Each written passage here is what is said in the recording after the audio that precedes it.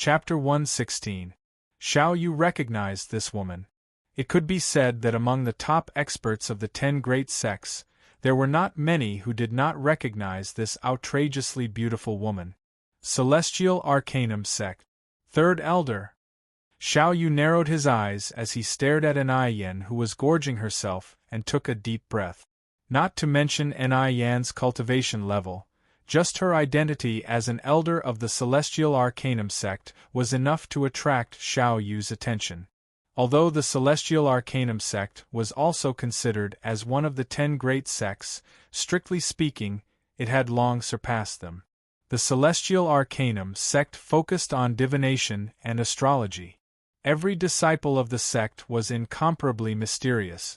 Every disciple that roamed the world had a cultivation level no weaker than a 5th grade battle king. Furthermore, their combat strength was valiant and they were adept at setting up arrays to kill their enemies. They were an existence that every sect was extremely fearful of. The Celestial Arcanum Sect had a very long history and rarely involved itself in worldly affairs. The imperial power did not have the slightest bit of interaction with it. Even Emperor Changfeng, who wanted to sweep through the 10 great sects, had never said anything about eradicating the Celestial Arcanum Sect. This sect was like a taboo that caused countless people to be in awe of it.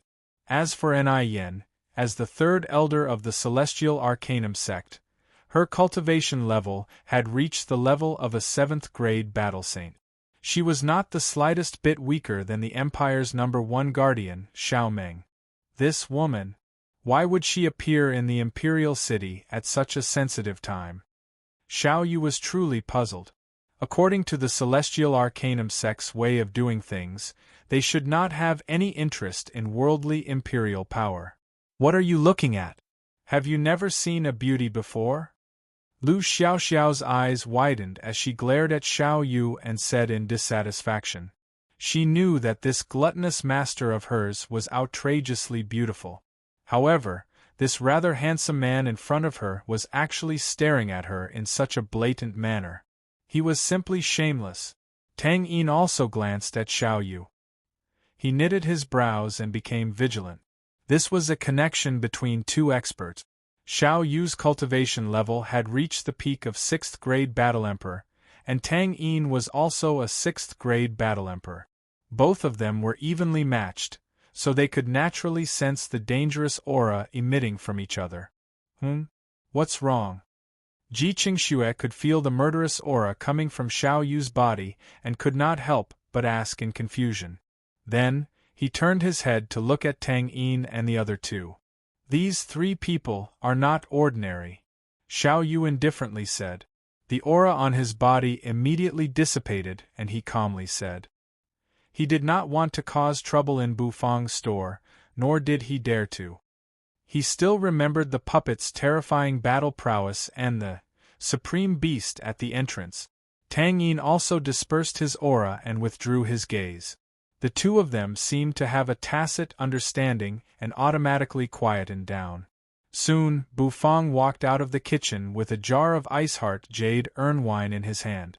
And Yan, this gluttonous woman, seemed to only be interested in delicacies. She did not order the Iceheart jade urn wine. Here's your liquor. Please enjoy. Bufang placed the liquor on the table and said to them. Xiao Yu and Ji Qingxue could no longer restrain themselves. They took the wine jars and slapped away the clay seals on them. Xiao Yu and Ji Qingxue were immediately intoxicated by the enchanting aroma of the wine, unable to extricate themselves. This wine aroma. Tang Yin and the other 2 were also attracted by the wine aroma. Their eyes immediately widened as they stared at the Iceheart jade urn wine. And Yan stuffed the last golden shumai into her mouth. She had finally eaten all of the dishes in Bufang's restaurant. She ate to her heart's content. At the very least, when she looked at the table full of porcelain plates, she subconsciously felt satisfied. The fragrance of this wine is not bad. And Yan stood up and lazily stretched her waist. After rubbing her abdomen, she walked over to where Xiao Yu and Ji Qingxue were. Owner Bu's Iceheart Jade Urn wine is the best wine I have ever tasted. Miss, would you like to try it? Ji Qingxue gently smiled. And Ai Yen blinked her eyes and naturally did not stand on ceremony. She asked Bu Fang for a porcelain cup and placed it in front of Ji Qingxue and said, "Fill it up. The best wine. Hee. Can it even be better than the dragon's breath, brewed by the old drunkard?" And Ai Yen smiled. The clear and clear wine that was like mountain spring water filled the porcelain cup. And Ai Yen raised the porcelain cup and took a small sip. The spicy taste immediately filled her mouth. The taste is unexpectedly not bad. And Ai Yen smacked her lips and nodded. However, it's still a little lacking compared to the dragon's breath brewed by the old drunkard. Bu Fang was a little surprised. This was the first time someone said that his wine was inferior to others. This made him very curious. Dragon's breath is a type of wine? Bu Fang asked. And Ai Yan's gaze turned toward Bu Fang and raised her eyebrows. Even a brat like you has a question for me. She nodded her head proudly and said, I admit that the taste of the dishes in your restaurant is not bad, but I have eaten dishes that are even more delicious than yours. The hidden dragon continent is so big. Naturally, there are many delicacies. There are artificial delicacies and natural delicacies. Of course, there are dishes that are better than yours, and Ai Yen said. Bu Fang agreed with this statement. Even though he was confident, he was not arrogant. He nodded his head with a serious and solemn expression on his face. Let's take dragon's breath as an example. The old drunkard's dragon's breath is made using hundreds of precious spirit herbs. It was brewed at the bottom of the heaven-shaking mountain's Heaven Lake for 3 years before it was completed. The color of the liquid is like a burning flame, fiery red and magnificent. Its fragrance is spicy and mellow. Drinking a mouthful will make you feel as if you are under the dragon's breath and your entire body is being cleansed. Even though your wine is not bad, it's still a little lacking compared to the dragon's breath, and Ai Yen said truthfully. The old drunkard was a mysterious expert in their celestial arcanum sect. His cultivation level was unfathomable. At least, an Ai Yen could not see through his cultivation level. She was also fortunate enough to drink a small cup of the dragon's breath, and had a deep impression of it. That was why she said such words. System, it seems like our wine is inferior, Bu Fang asked the system. The system did not immediately reply. Instead, it was silent for a long time. It was so long that Bu Fang almost thought the system was too lazy to reply. Abrupt mission. The host, please create a wine that can surpass the dragon's breath and conquer the old drunkard. Young man, on the path of growth, there will be many obstacles. Break through the obstacles and spread your wings to soar. Mission reward. Dragon blood rice and 10% true energy progress reward. The system's serious and extremely solemn voice resounded in Bu Fang's ears, giving Bu Fang a fright. Then, Bu Fang was a little speechless. The system issued an abrupt mission at the slightest disagreement. Furthermore, the abrupt mission this time was a little interesting. He had to create a wine that was even better than the dragon's breath that an Ai Yen introduced. The difficulty of this task was not ordinary. While Bu Fang was in a daze, an Ai Yen had already finished a cup of wine. Judging from her appearance, she was indeed disinterested in the Ice Heart Jade Urn wine. Burp! An Ai Yen burped once again. A dense stream of spirit energy gushed out from her tender red lips. Her pretty face was slightly red and her beauty was indescribable. After eating so many delicacies that were filled with spirit energy, an Ai Yan's cultivation, which had been stagnant for a long time, seemed to be showing signs of a breakthrough. The fact that she was able to trigger the true energy of a 7th-grade battle saint to show signs of a breakthrough was enough to show how much spirit energy an Ai Yen had just consumed.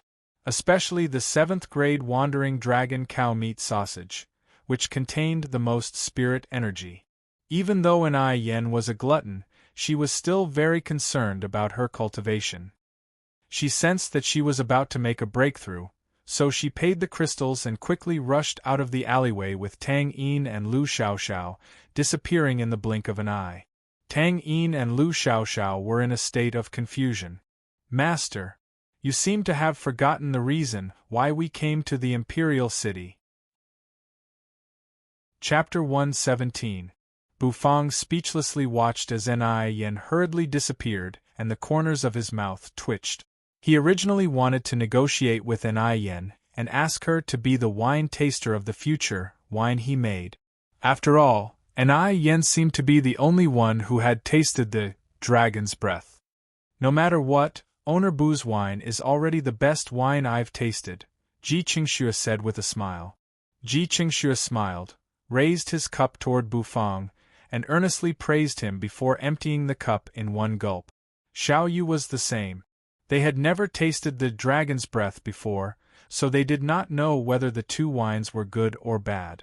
However, compared to the bejeweled nectar wine they had tasted before, Bufang's Ice Heart Jade Urn wine was the best wine. It was an incomparable wine, and they believed that seeing was believing. Bufang did not say anything and only nodded toward the two of them. I know that there is always a higher mountain and a higher sky, so I will naturally not be blindly arrogant. I will work hard to research a wine. When the time comes, you can come over and taste it. I believe it will definitely surpass that dragon's breath. Bufang's voice was very calm, just like how he usually spoke. He was reserved and confident, not showing off his abilities. Ji Qingxue and Xiao Yu's eyes immediately lit up and they nodded. They were naturally very happy to be able to be Bufang's wine tasters. After all, based on the quality of the Ice Heart Jade Urn wine, a wine meticulously developed by Bufang would definitely not be bad. Afterward, the two of them continued to drink while chatting with Bufang. Even though Bufang's answers were always cold and concise, they were already used to Bufang's style of doing things. Therefore, they enjoyed themselves to the fullest. After finishing their wine, the two of them stood up and paid for the wine before bidding farewell to Bufang. With their hands clasped behind their backs, they contentedly stepped into the world of ice and snow outside the store. As the cold wind whistled, the sleeves of their robes fluttered. Bufang tidied up the Celadon wine jars and stored all the plates on Yan's table into the kitchen. The corners of his mouth couldn't help but twitch. That woman was so beautiful and had such a good figure, but her appetite was frighteningly huge. She was actually a genuine foodie. But being able to eat is a blessing, Bufang thought. After tidying up everything, he continued to curl up in front of the door and watch the monotonous snowy scenery of the alleyway. While waiting for customers to arrive, he was thinking about how to develop a wine that could surpass dragon's breath. On the streets of the imperial city, a group of beautiful figures swayed as they walked. The snow that fell from the sky seemed to have turned into pink petals as they floated down. There seemed to be a melodious and heart-stirring bell ringing in their ears. Her fair and tender feet stepped on the snow-covered streets of the imperial capital. The layer of snow sank slightly, but those small feet were still fair and translucent. Her ankles, which were like white lotuses, were tied with a red string and bells. When she walked, it made a crisp sound. Ding-ling-ling, ding-ling-ling-ling. A group of 5 people, in this windy winter filled with wind and snow, were draped in pink veils. Their faces were extremely beautiful, alluring and seductive. As they swayed their bodies, they vividly displayed their figures that could make one's blood boil. The eyes of the passers-by in the surroundings were glued to them. The 5 beauties with voluptuous figures swaggered through the streets, feasting the eyes of many men. There were even those with weak willpower who had 2 streams of crimson snakes dripping from their nostrils, causing the 5 stunning beauties to smile sweetly.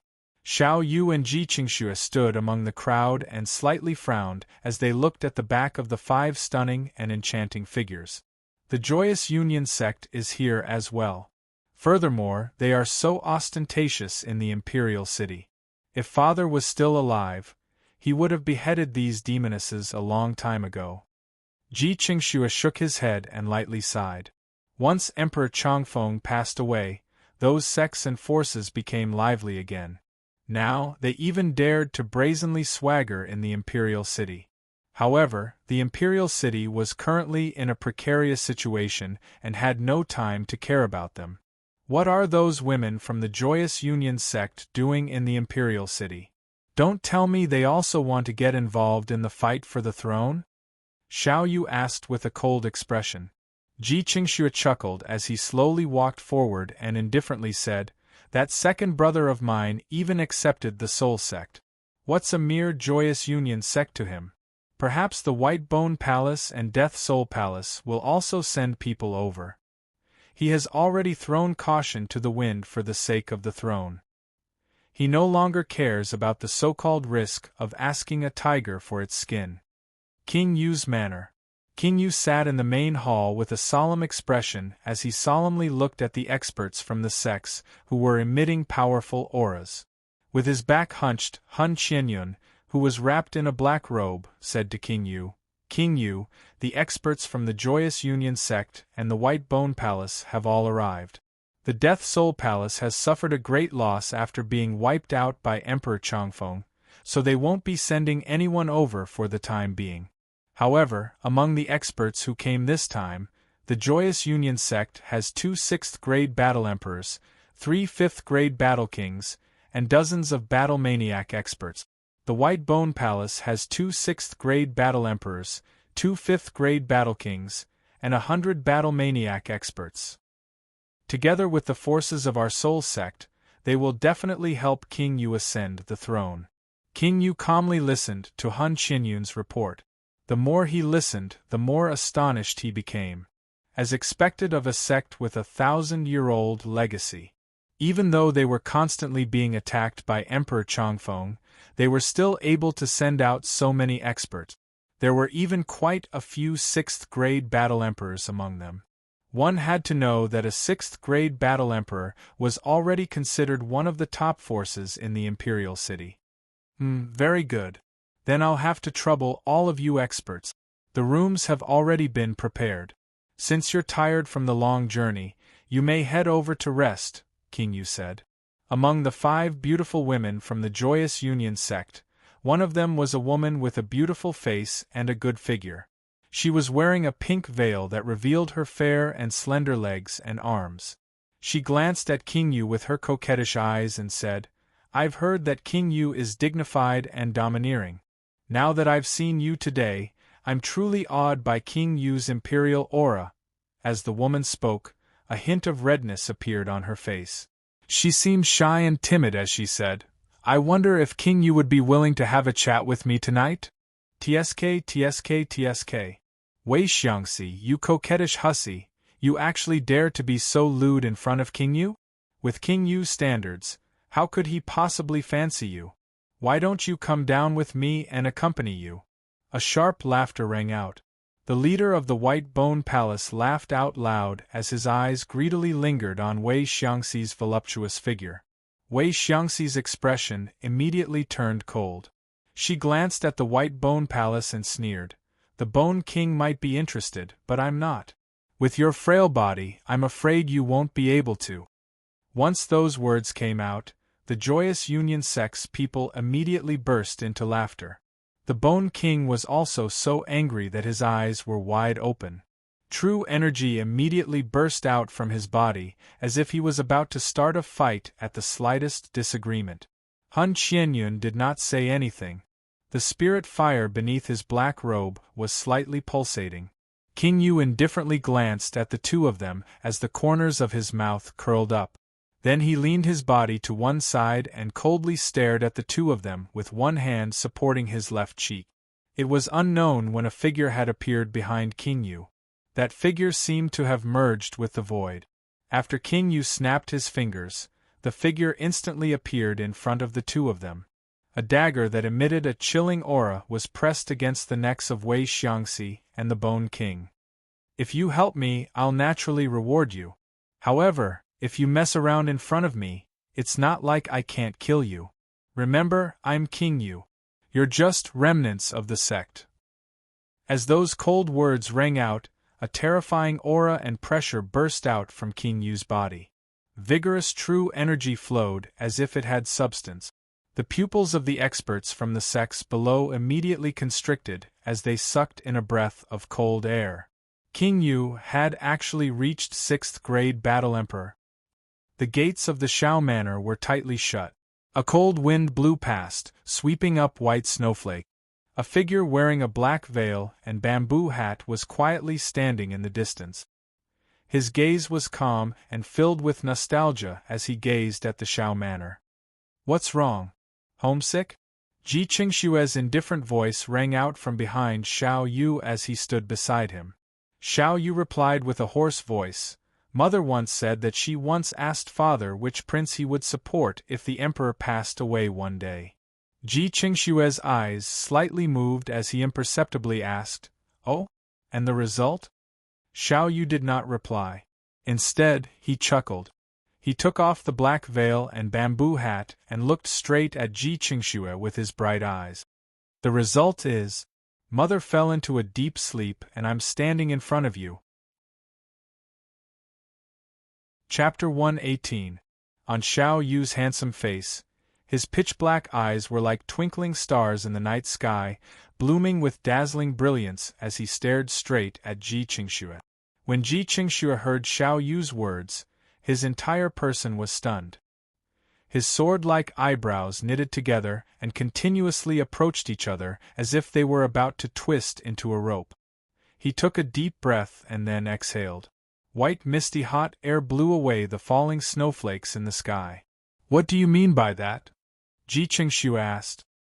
His tone was already somewhat cold. He had never understood why Xiao Yu would hurt his biological mother, Ji Ru'er.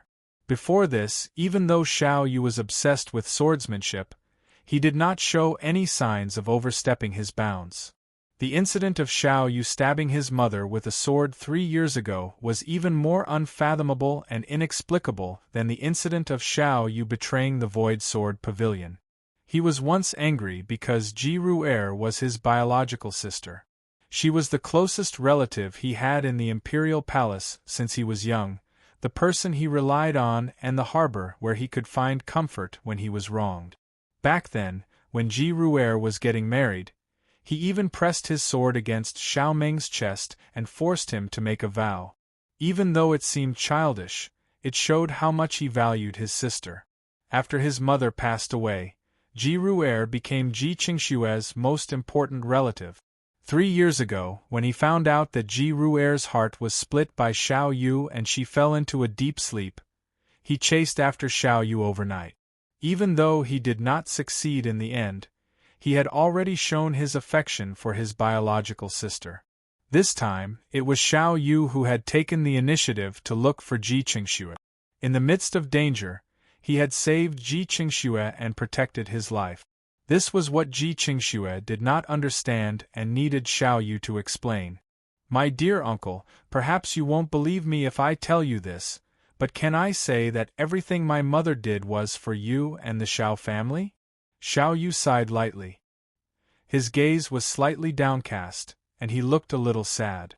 Father's cultivation level is unparalleled. A 7th grade battle saint is already invincible in the Imperial City. If he wanted to kill me, I would be powerless to resist. But I'm still alive and well. Do you know why? Xiao Yu said. Back then, when they fought from Fong Fong's little store to the Imperial City, Xiao Meng had several opportunities to kill him, but he still held back in the end. Xiao Yu knew that his father, who had a profound cultivation, must have discovered something. Ji Qingxue narrowed his eyes slightly and signaled for Xiao Yu to continue. Perhaps now was the time to completely clear up his doubts. However, Xiao Yu didn't say too much, nor did he give Ji Qingxue a detailed explanation. He simply turned his head to look at Ji Qingxue and said, "Mother has always hoped that father would support you. After His Majesty passed away, she hoped that you would sit on the throne. Unfortunately, father refused. He refused to support any of the princes and only served the true emperor. Mother said that father was too honest and upright. He might cause the Xiao family to fall into eternal damnation. Ji Qingshue's pupils constricted. He took a deep look at Xiao Yu and realized that the latter's expression did not change. What does this have to do with your heart-splitting sword? What are you trying to say by saying all this? Ji Qingxue was overbearing and his gaze was as sharp as a sword. Xiao Yu turned his head and simply said, "She only wanted to help you and protect the Xiao family. You should know very well that if His Majesty was still the mighty Emperor Chongfeng, then the Xiao family would naturally be fine. However, with Emperor Chongfeng's death, with the Xiao family's terrifying strength, it's impossible for His Majesty to ignore it. Regardless of whether it's the Crown Prince or King Yu, once they ascend the throne, the Xiao family will become a thorn in their side. However, if you succeed the throne, perhaps they won't make a move against the Xiao family out of respect for mother. Elder sister is indeed elder sister. She's always so intelligent and can see through everything. That's why she wanted you to heart-splitting sword in order to comprehend the way of the sword and force you to betray the imperial city and join the Void Sword Pavilion? What's her motive?" Ji Qingxue asked. "She wanted me to support you on behalf of the Xiao family," Xiao Yu calmly said. His emotions were as clear as water, without the slightest ripple. "Ridiculous! What does a woman like her know? Do I need her to sacrifice herself? She dared to make such a decision on her own. Has she not thought about how sad I am with her current situation? And you, why are you messing around with her?"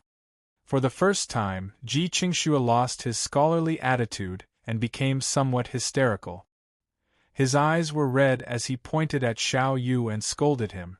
After a long while, he finally got tired of scolding Xiao Yu.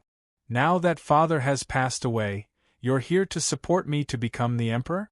I can't compare to big brother and second brother, and you can't represent the entire Xiao family. What do I have to compete with them?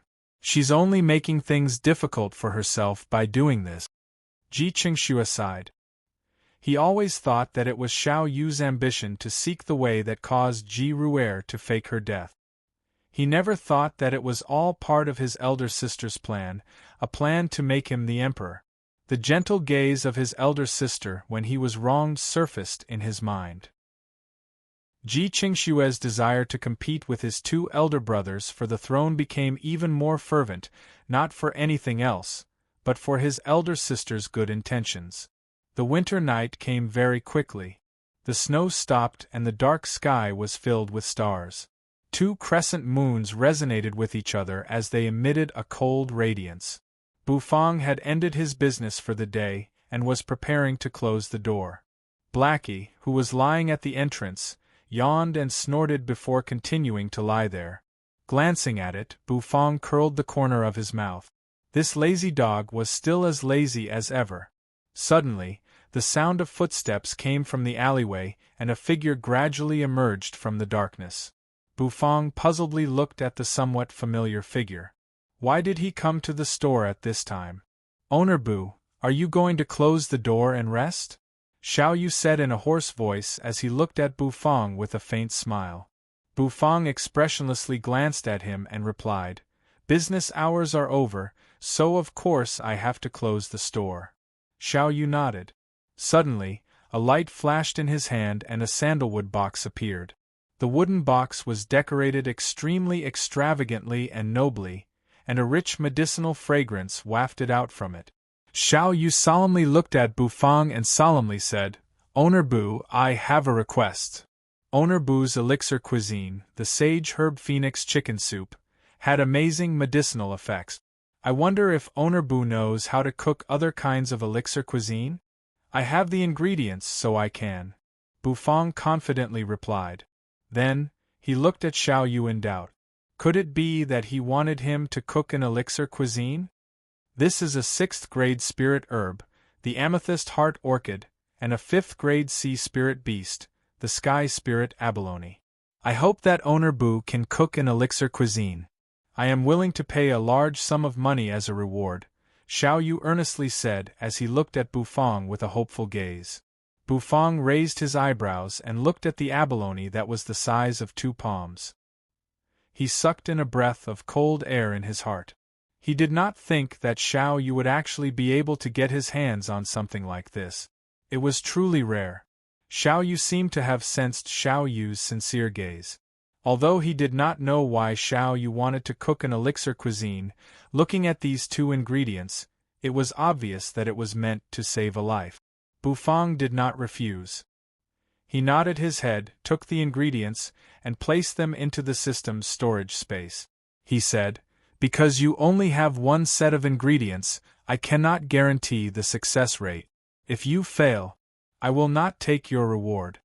Xiao Yu was startled for a moment before nodding his head. He was very clear about the difficulty of cooking an elixir cuisine, so he did not insist. However, these ingredients were really hard to come by, so he could only get 1 set. "Then I will thank Owner Bu in advance. If I succeed, when can I come back to collect the elixir cuisine?" Xiao Yu asked. Bufang put away the ingredients and did not say anything else. He closed the door and said, "If there are no accidents in 3 days." Xiao Yu nodded his head, turned around, and left. 3 days later, there were exactly 3 days left until the emperor's funeral. Chapter 119. Bufang closed the doors of the store and returned to the kitchen. He originally wanted to practice his cooking, but he did not expect that Xiao Yu would actually give him such a difficult problem at the end. Bufang had only cooked the sage herb phoenix chicken soup before, but he was actually very clear about the principles behind it. It was mainly a test of one's familiarity with true energy cooking technique. That was because one had to pay more attention to true energy control when cooking an elixir cuisine compared to ordinary cooking. System, can you explain the origin and effects of these 2 ingredients? Bufang did not hesitate and directly asked the system. For Bufang, the system was simply an encyclopedia. Basically, it had all the information about the ingredient. The system was silent for a moment before giving Bufang a reply. Amethyst heart orchid, a 6th grade spirit herb. A rare spirit herb that grows in the amethyst mine. It takes 100 years for it to mature, and only 3 amethyst heart orchids will grow in an amethyst mine. Each of them is purplish-red in color and there are flame-like patterns on them. They are filled with dense spirit energy and amethyst fire energy. It is an extremely good spirit herb for treating mental injuries. The deep sea sky spirit abalone is a 5th grade sea spirit beast. It grows at the bottom of the deep sea all year round and is baptized by the spirit energy at the bottom of the sea. Its shell contains a natural spirit array, and when it is cooked, this spirit array can continuously provide water spirit energy. It has the effect of replenishing one's life force and alleviating mental injuries. The system seriously provided detailed information about the 2 ingredients to Bufang. After reading through it, Bufang took in a deep breath. From the introduction, it was not difficult to tell that these 2 ingredients were extremely rare. Their preciousness was at least a level higher than his own and the blood phoenix chicken. Bufang immediately felt a wave of pressure. That was because the more precious the ingredients were, the more difficult it was to cook the elixir cuisine. Furthermore, Bufang discovered that these 2 ingredients had a common characteristic. They both had the effect of treating mental injuries. Without a doubt, Xiao Yu was planning to use the elixir cuisine to treat a certain person who had suffered from mental injuries. Mental problems were not ordinary problems. Xiao Yu handed this elixir cuisine to Bufang to cook. On one hand, it was because Bufang was the only one in the imperial capital who could successfully cook a high-grade elixir cuisine. On the other hand, it showed Xiao Yu's trust in Bufang. Xiao Yu believed that Bufang was a principled person. This could be seen from the various rules in the store. Furthermore, Xiao Yu was very reassured about the store's safety. System, can you provide these 2 ingredients for me to practice? Bufang asked quietly. Yes, but if the host wants to use ingredients, he can purchase them from the system. The system earnestly said, Amethyst Heart Orchid 1,000 crystals. Sky Spirit Abalone 1,000 crystals. Bufang's face darkened. This was the first time he realized that the system was so evil. Could it be that in order to support his great cause of becoming the god of cooking who stood at the top of the food chain in the fantasy world, shouldn't these practice ingredients be provided for free? System. Can't it be a little cheaper? Bufang asked as he sucked in a breath of cold air. It can't. However, in order to increase the success rate of the elixir cuisine, the system suggests that the host can purchase other similar ingredients to substitute for practice. Substitute ingredients. 3rd grade Spirit Herb Fire Spirit Orchid, 50 crystals.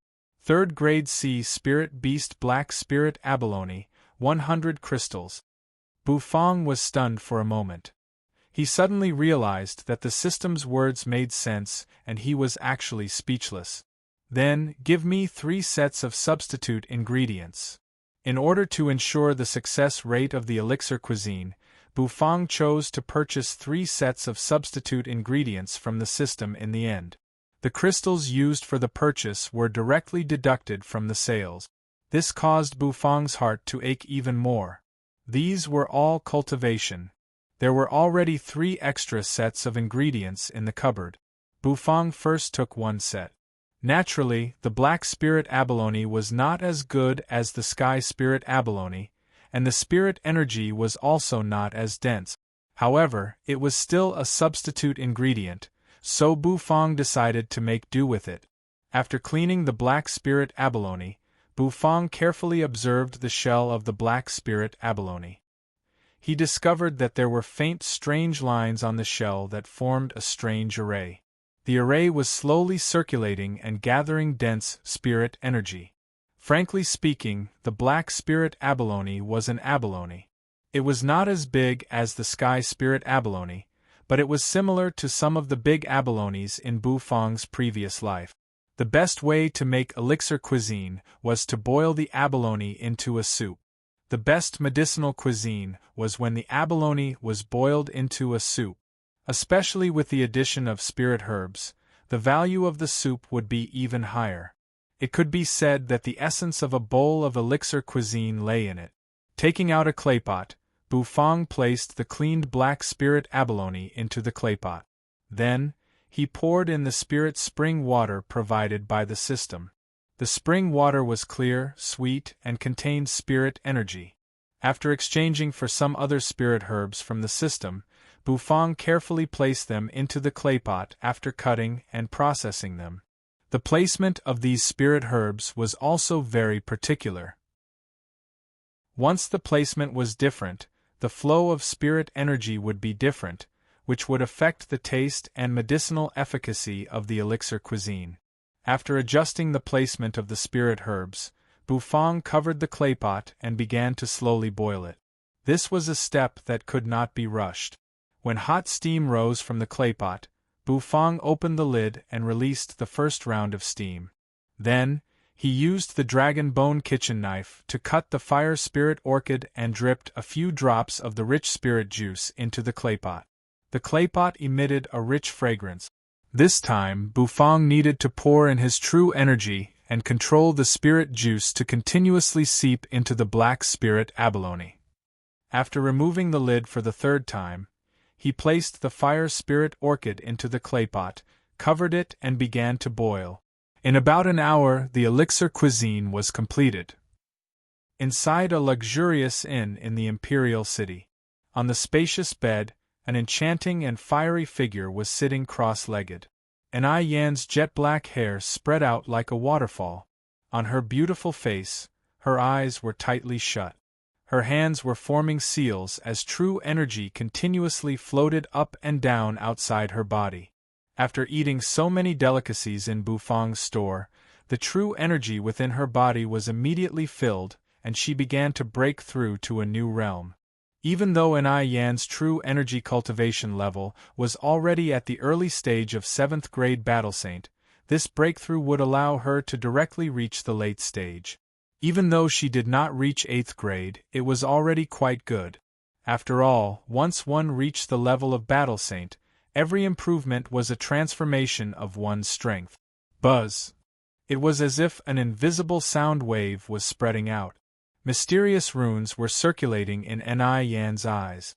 Her sparkling and translucent skin was overflowing with light. At this moment she was so beautiful that it was suffocating. She was like an otherworldly fairy, beautiful beyond compare. Suddenly, with a long howl, Enai Yen felt as if she forcefully pushed open a tightly shut door. Even though it was only a crack, the surging true energy instantly flowed through her body, causing her to involuntarily scream out loud. Under the quiet and bustling appearance of the imperial city, a storm was raging. With a long howl, a pillar of true energy shot up into the sky. It was extremely eye-catching in the dark night. In the Xiao manner, Xiao Meng suddenly opened his eyes and gazed at the pillar of true energy that shot up into the sky. His face turned cold and his figure moved, leaving the room. Stepping on the air, he sped toward the location of the pillar of light. A 7th-grade battle saint appeared in the imperial city at this time? I wonder if he's a friend or foe. Left minister's residence. Zhao Mushing, who was draped in a crane cloak, calmly looked at the pillar of true energy. He narrowed his eyes and there seemed to be a faint golden light swirling in the depths of his eyes. This is the aura of the Celestial Arcanum sect. Could it be that even the Celestial Arcanum sect wants to get involved this time? He muttered to himself. Then, he smiled and slowly took a step forward. His entire body gracefully floated into the air and unhurriedly sped toward the location of the pillar of light. At this moment, not only the left minister and Xiao Meng, all of the forces within the imperial city were in an uproar. True energy shooting up into the sky, that was a realm that only a 7th-grade battle saint could reach. For a battle saint to appear in the imperial city at such a sensitive time, no matter who it was, there would be chaos.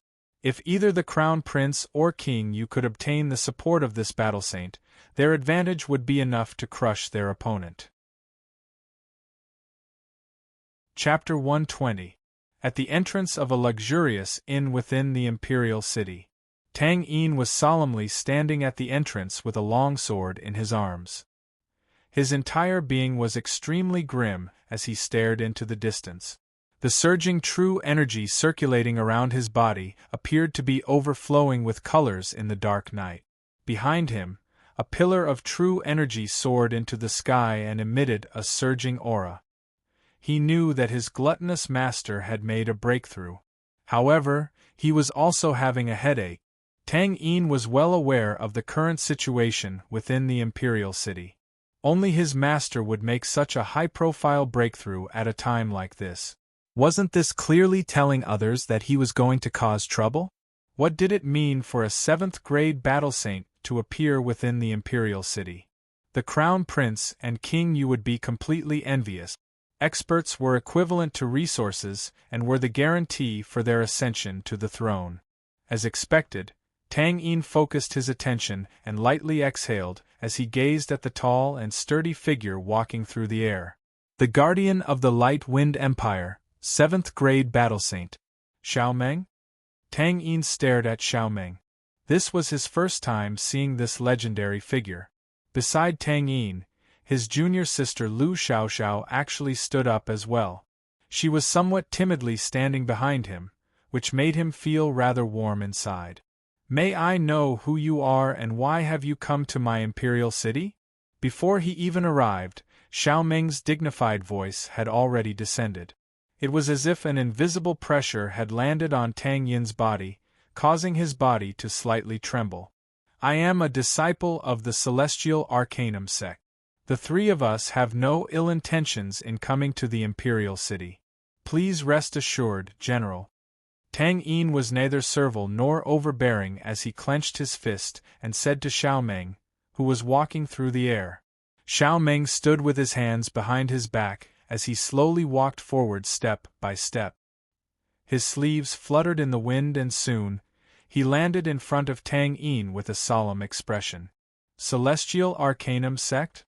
The Celestial Arcanum sect actually dispatched a 7th-grade battle saint to my Light Wind Empire on the eve of His Majesty's passing. You're telling me you have no ill intentions? Do you think I'll believe you? Xiao Meng lightly said with the corners of his mouth curled up as if he was sneering. Tang Yin was truly suffering in silence. They really did not have any ill intentions and only came to the Imperial City for the Phoenix Blood Herb in Senior Bu Fang's possession. Tang Yin was also helpless since the situation had developed to this point. It was all because of his gluttony. Tang Yin didn't know whether to laugh or cry. If his gluttonous master hadn't eaten all the dishes in the store, wouldn't everything have been fine? Under the pressure that Xiao Meng deliberately released, Tang Yin could only emphasize that they had no ill intentions. The pillar of true qi within the inn was rapidly shrinking. Evidently, the person inside had completed his breakthrough and was beginning to withdraw his aura. Very quickly, the pillar of light completely disappeared. Da-da-da. The crisp sound of footsteps could be heard as Zhao Mushing, draped in a crane cloak, slowly approached. His eyes were squinted and a smile appeared on his face. General Xiao, don't scare them. After all, they're guests from afar. It wasn't easy for the Tianji sect's experts to appear in our imperial capital. As the host, we have to show them enough respect. Zhao Mushing's voice was very gentle, with a kind of tactful way of handling matters. He was all smiles, making it hard for people to get angry. However, Xiao Meng became angry when he saw Zhao Mushing's face. This old fox was actually a 7th-grade battle saint. Everyone had been deceived by him for so long. No wonder the emperor was so wary of Zhao Mushing when he was still alive. It turned out that he already knew this old fox was not simple. For a 7th-grade battle saint to hide his cultivation level for so many years, what was his true identity? What was his goal? Xiao Meng was clueless. Therefore, Xiao Meng did not have the slightest bit of goodwill toward Zhao Mushing. The pressure on Tang Yin's body increased. An empire general and the empire's minister of the left were both people of noble status. The invisible pressure emitted by them made him tremble uncontrollably. Just as Tang Yin was feeling the immense pressure, the door behind him suddenly opened. A gust of true energy that was like a cool breeze brushed past, dispersing the pressure on Tang Yin's body like melting snow. A figure wrapped in a large robe walked out from within. "Master!" Tang Yin and Lu Xiaoxiao hurriedly shouted. Xiao Meng and Zhao Mushing also looked over and saw a woman wearing a veil. Zhao Mushing's pupils constricted. He immediately recognized the identity of this woman and was slightly surprised. The Celestial Arcanum sect's 3rd elder. This was an extremely noble status. What exactly was her purpose in coming to the Imperial City? Xiao Meng narrowed his eyes as he looked at this woman. The surging waves of true energy had yet to dissipate, but it made him feel a trace of danger. This woman was not simple. Zhao Mushing, long time no see. The uncle from back then has already grown into the grandpa of today, Ai Yen said with a faint smile. Zhao Mushing withdrew his gaze. The corners of his mouth curled up as he sighed. The little girl from back then has also become a person of noble status. The Celestial Arcanum sect is indeed not simple. What business do you have in my imperial city? Xiao Meng asked with a frown. The other party seemed to be very familiar with Zhao Mushing. Could it be that Zhao Mushing was also a member of the Celestial Arcanum sect? Ai Yan's devastatingly beautiful eyes turned and landed on Xiao Meng. The smile on her face also disappeared. Then, she raised her finger, pointed at Zhao Mushing, and said to Xiao Meng, "Whatever he is doing in the Imperial City, we are here to do." When Zhao Mushing heard this, he almost spat out a mouthful of blood. Even after so many years, this girl was still as fond of stirring up trouble as before. Her words directly dragged him down with her. Below, Tang Yin and Lu Xiaoxiao were dumbstruck. What was their master saying? Wasn't their purpose in coming to the Imperial City purely for the Phoenix Blood Herb? When did they have another purpose? Don't spout nonsense. This old man has been in the imperial city all these years, and all the way to the position of minister of the left was to serve the empire. Don't slander me. Zhao Mushing chuckled and waved his hand, indicating that his purpose in coming to the imperial city was very simple. Xiao Ming chuckled. Who would believe Zhao Mushing's nonsense? What? Old man Zhao? You think I'm wrong? Then why don't we have a fight and whoever wins will be right? How about it? Anai Yen cheerfully said as she looked at Zhao Mushing with her large eyes. The corners of Zhao Mushing's mouth twitched as he shook his head. He turned around and left, not wanting to stay for too long. My old bones can't take any more torment. Xiao Meng gave Anai Yen a profound glance. Anai Yen was naturally not afraid. Even though Xiao Meng was the guardian of the Light Wind Empire, she was not afraid at all. After all, Anai Yen, who had just made a breakthrough, was still very confident. Xiao Meng left and did not bother Anai Yen for too long. After Xiao Meng left, a domineering aura gradually appeared in Anai Yan's large eyes. She swept her gaze across the surroundings, and then her melodious female voice resounded through the surroundings of the inn. All the cats and dogs in the surroundings scram. Don't bother me, I don't want to see anyone. The faces of King Yu and the Crown Prince, who were rushing over, immediately darkened. This female battle saint seemed to have a rather violent temper.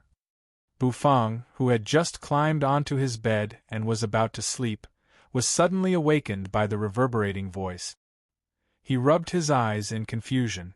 Why did this voice sound so familiar? However, after giving it some thought, he could not figure out what it was. Hence, Bufang continued to sleep. He was exhausted from cooking an elixir cuisine. The first elixir cuisine was a failure without any suspense.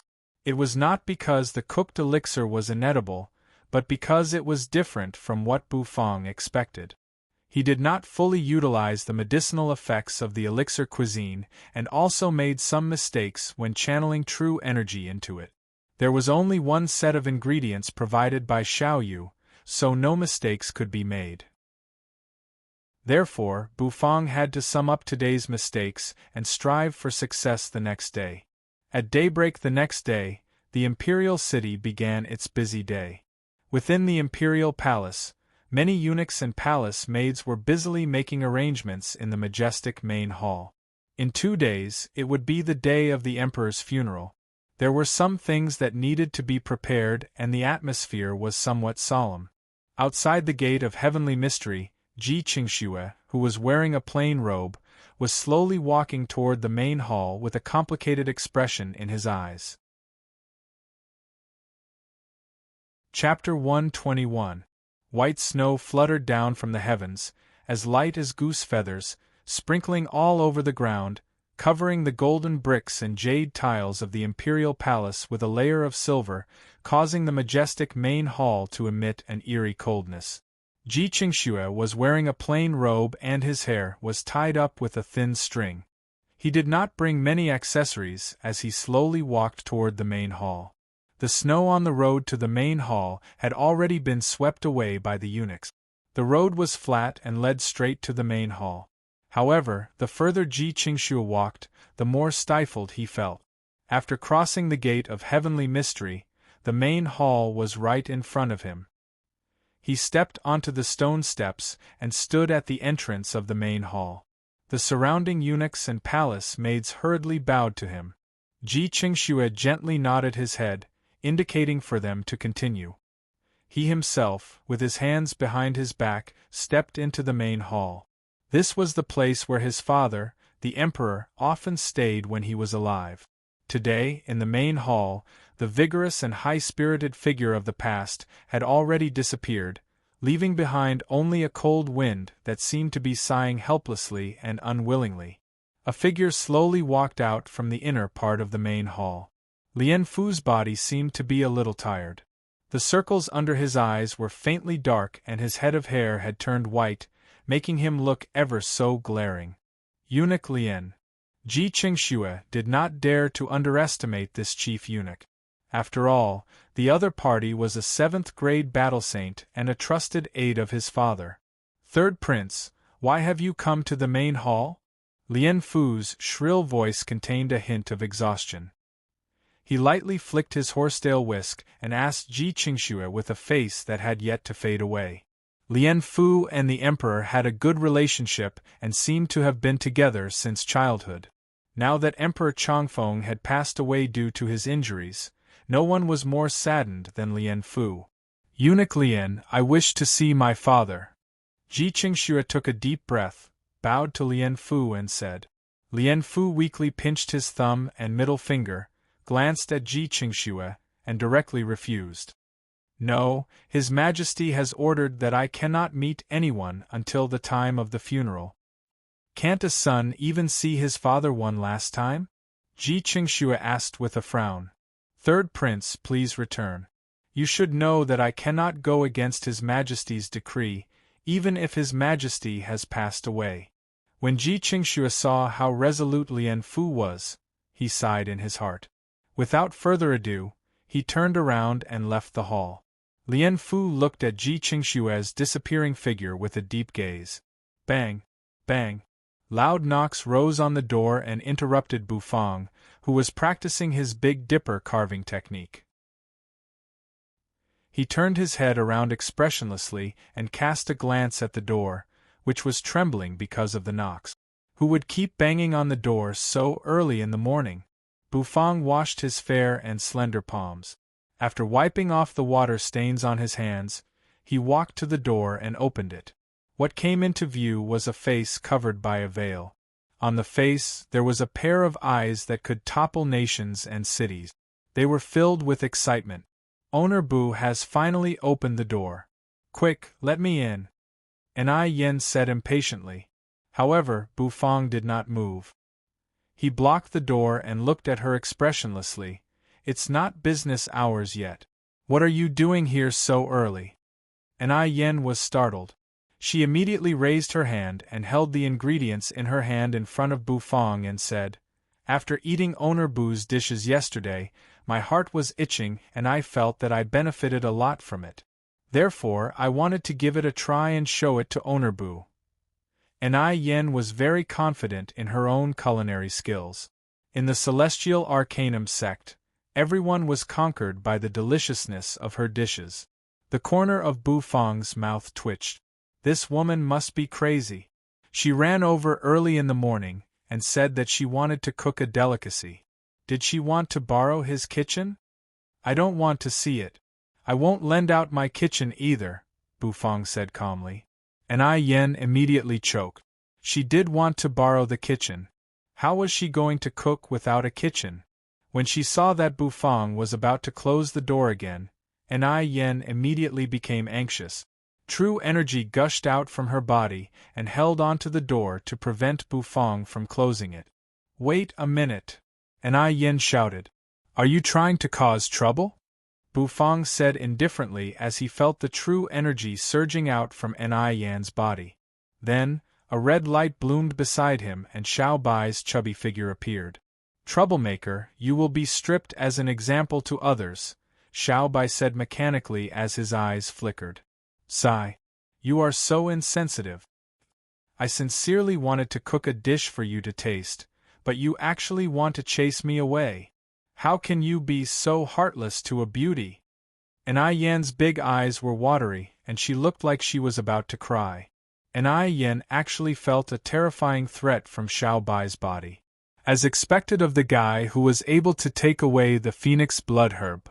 Tell me your purpose, don't beat around the bush, Bufang said as he frowned and glanced at Anai Yan. When he said this, the tears in Anai Yan's eyes instantly disappeared and she returned to her otherworldly appearance. I want to learn the technique you use to prevent the spirit energy from leaking out of the spirit beast meat, Anai Yan directly said. Bufang calmly stared at Anai Yan and Anai Yan also stared back, unwilling to be outdone. Their gazes collided in the air without holding anything back. Bang! All right, Bufang admitted defeat in the end. This woman's gaze was too sharp, so Bufang chose to close the door. I won't teach you. After closing the door, Bufang's indifferent voice drifted out and reached the stunned Anai Yan's ears, causing her to freeze in place. After a while, Bufang finally finished practicing his dishes and opened the door with the freshly cooked sweet and sour ribs in his hands. At the door, Yen was wrapped in a robe and squatting there. When she saw Bufang, she immediately stood up excitedly. Bufang felt a headache coming on. Why was this woman still here? Blackie, it's time to eat. Ignoring the woman, Bufang softly said. He placed the sweet and sour ribs in front of Blackie and stroked the latter's soft and warm fur. Then, Bufang turned around and returned to the store. Business hours officially began. Smelly boss, I'm back. The sound of footsteps came from the alleyway. Ouyang Xiaoyi's voice approached from afar and quickly resounded in Bufang's ears. Bufang had just served the dish to Fatty Jean when he raised his head in astonishment and saw Ouyang Xiaoyi, whom he had not seen for a few days, bouncing into the store. Looking at this girl's cheerful appearance, it was as if she had just been released. Even though Ouyang Xiaoyi had indeed just been released. Who are you? The moment Ouyang Xiaoyi entered the store, she saw a woman wearing a veil and a loose robe following behind the smelly boss. She immediately widened her eyes and asked in puzzlement. The smelly boss found a new waitress so quickly? He's already tired of the old so quickly? Who are you, little girl? Yen glanced at Ouyang Xiaoyi and snorted before continuing to follow behind Bufang.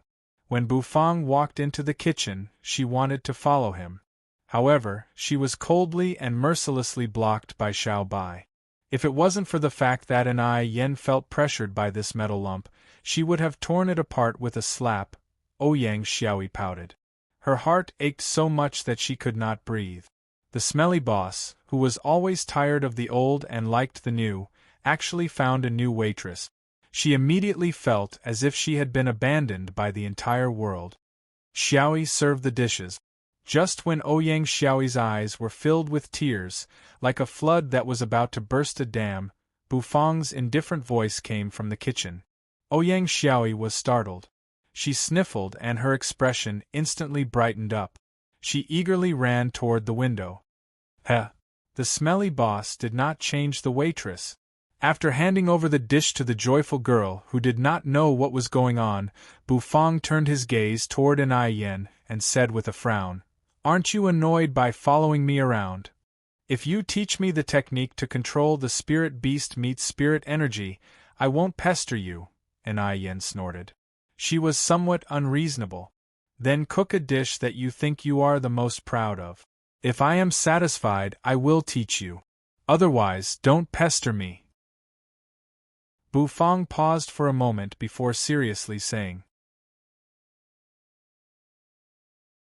Chapter 122.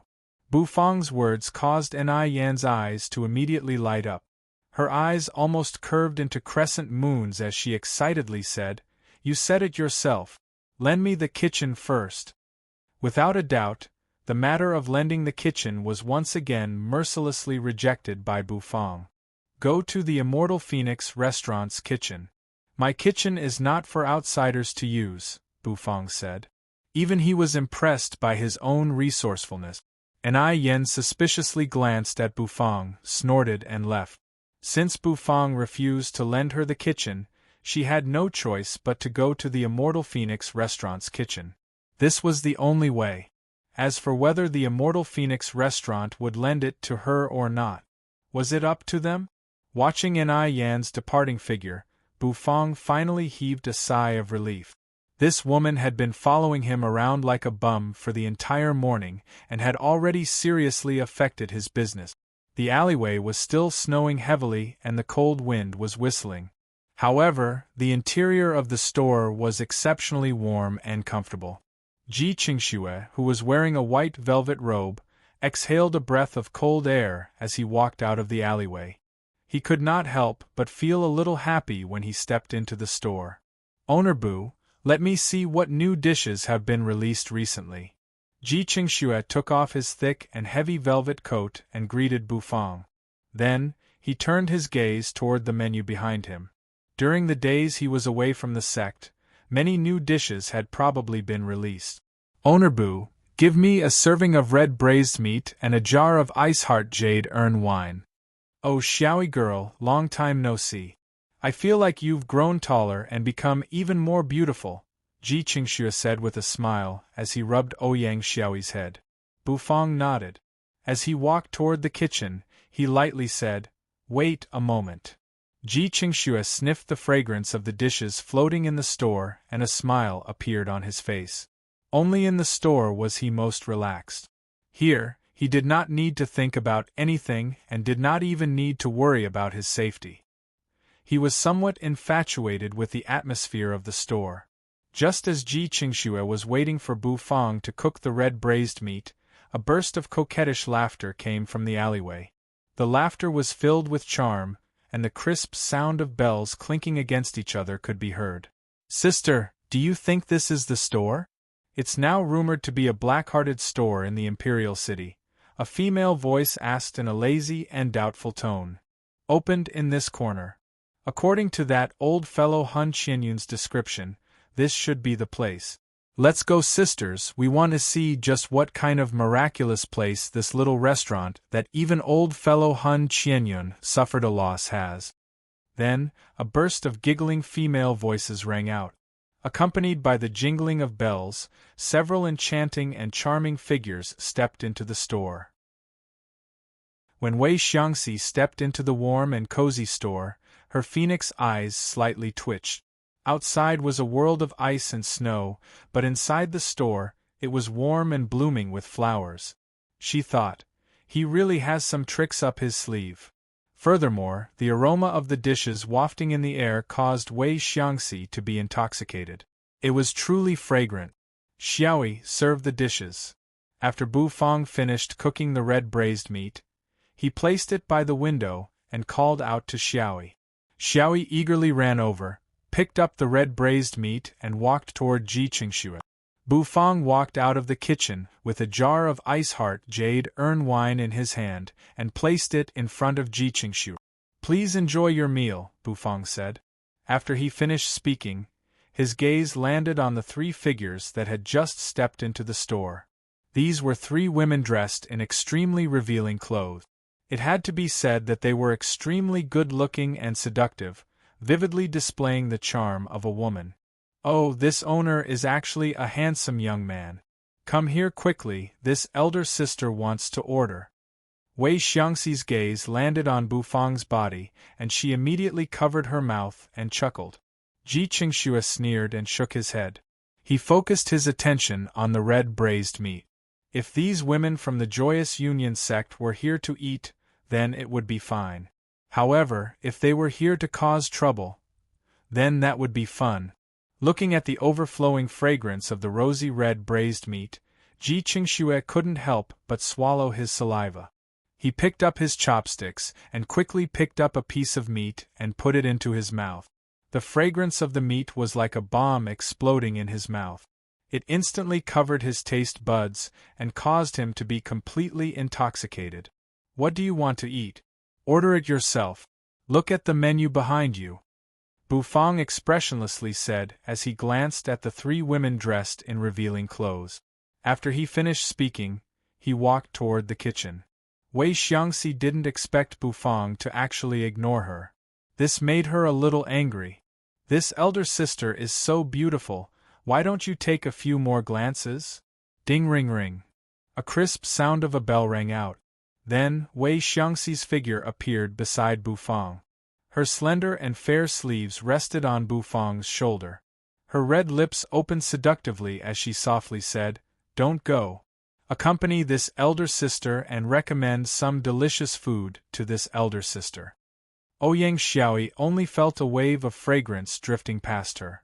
She widened her eyes and stared at that woman as if her entire body was about to stick to the smelly boss.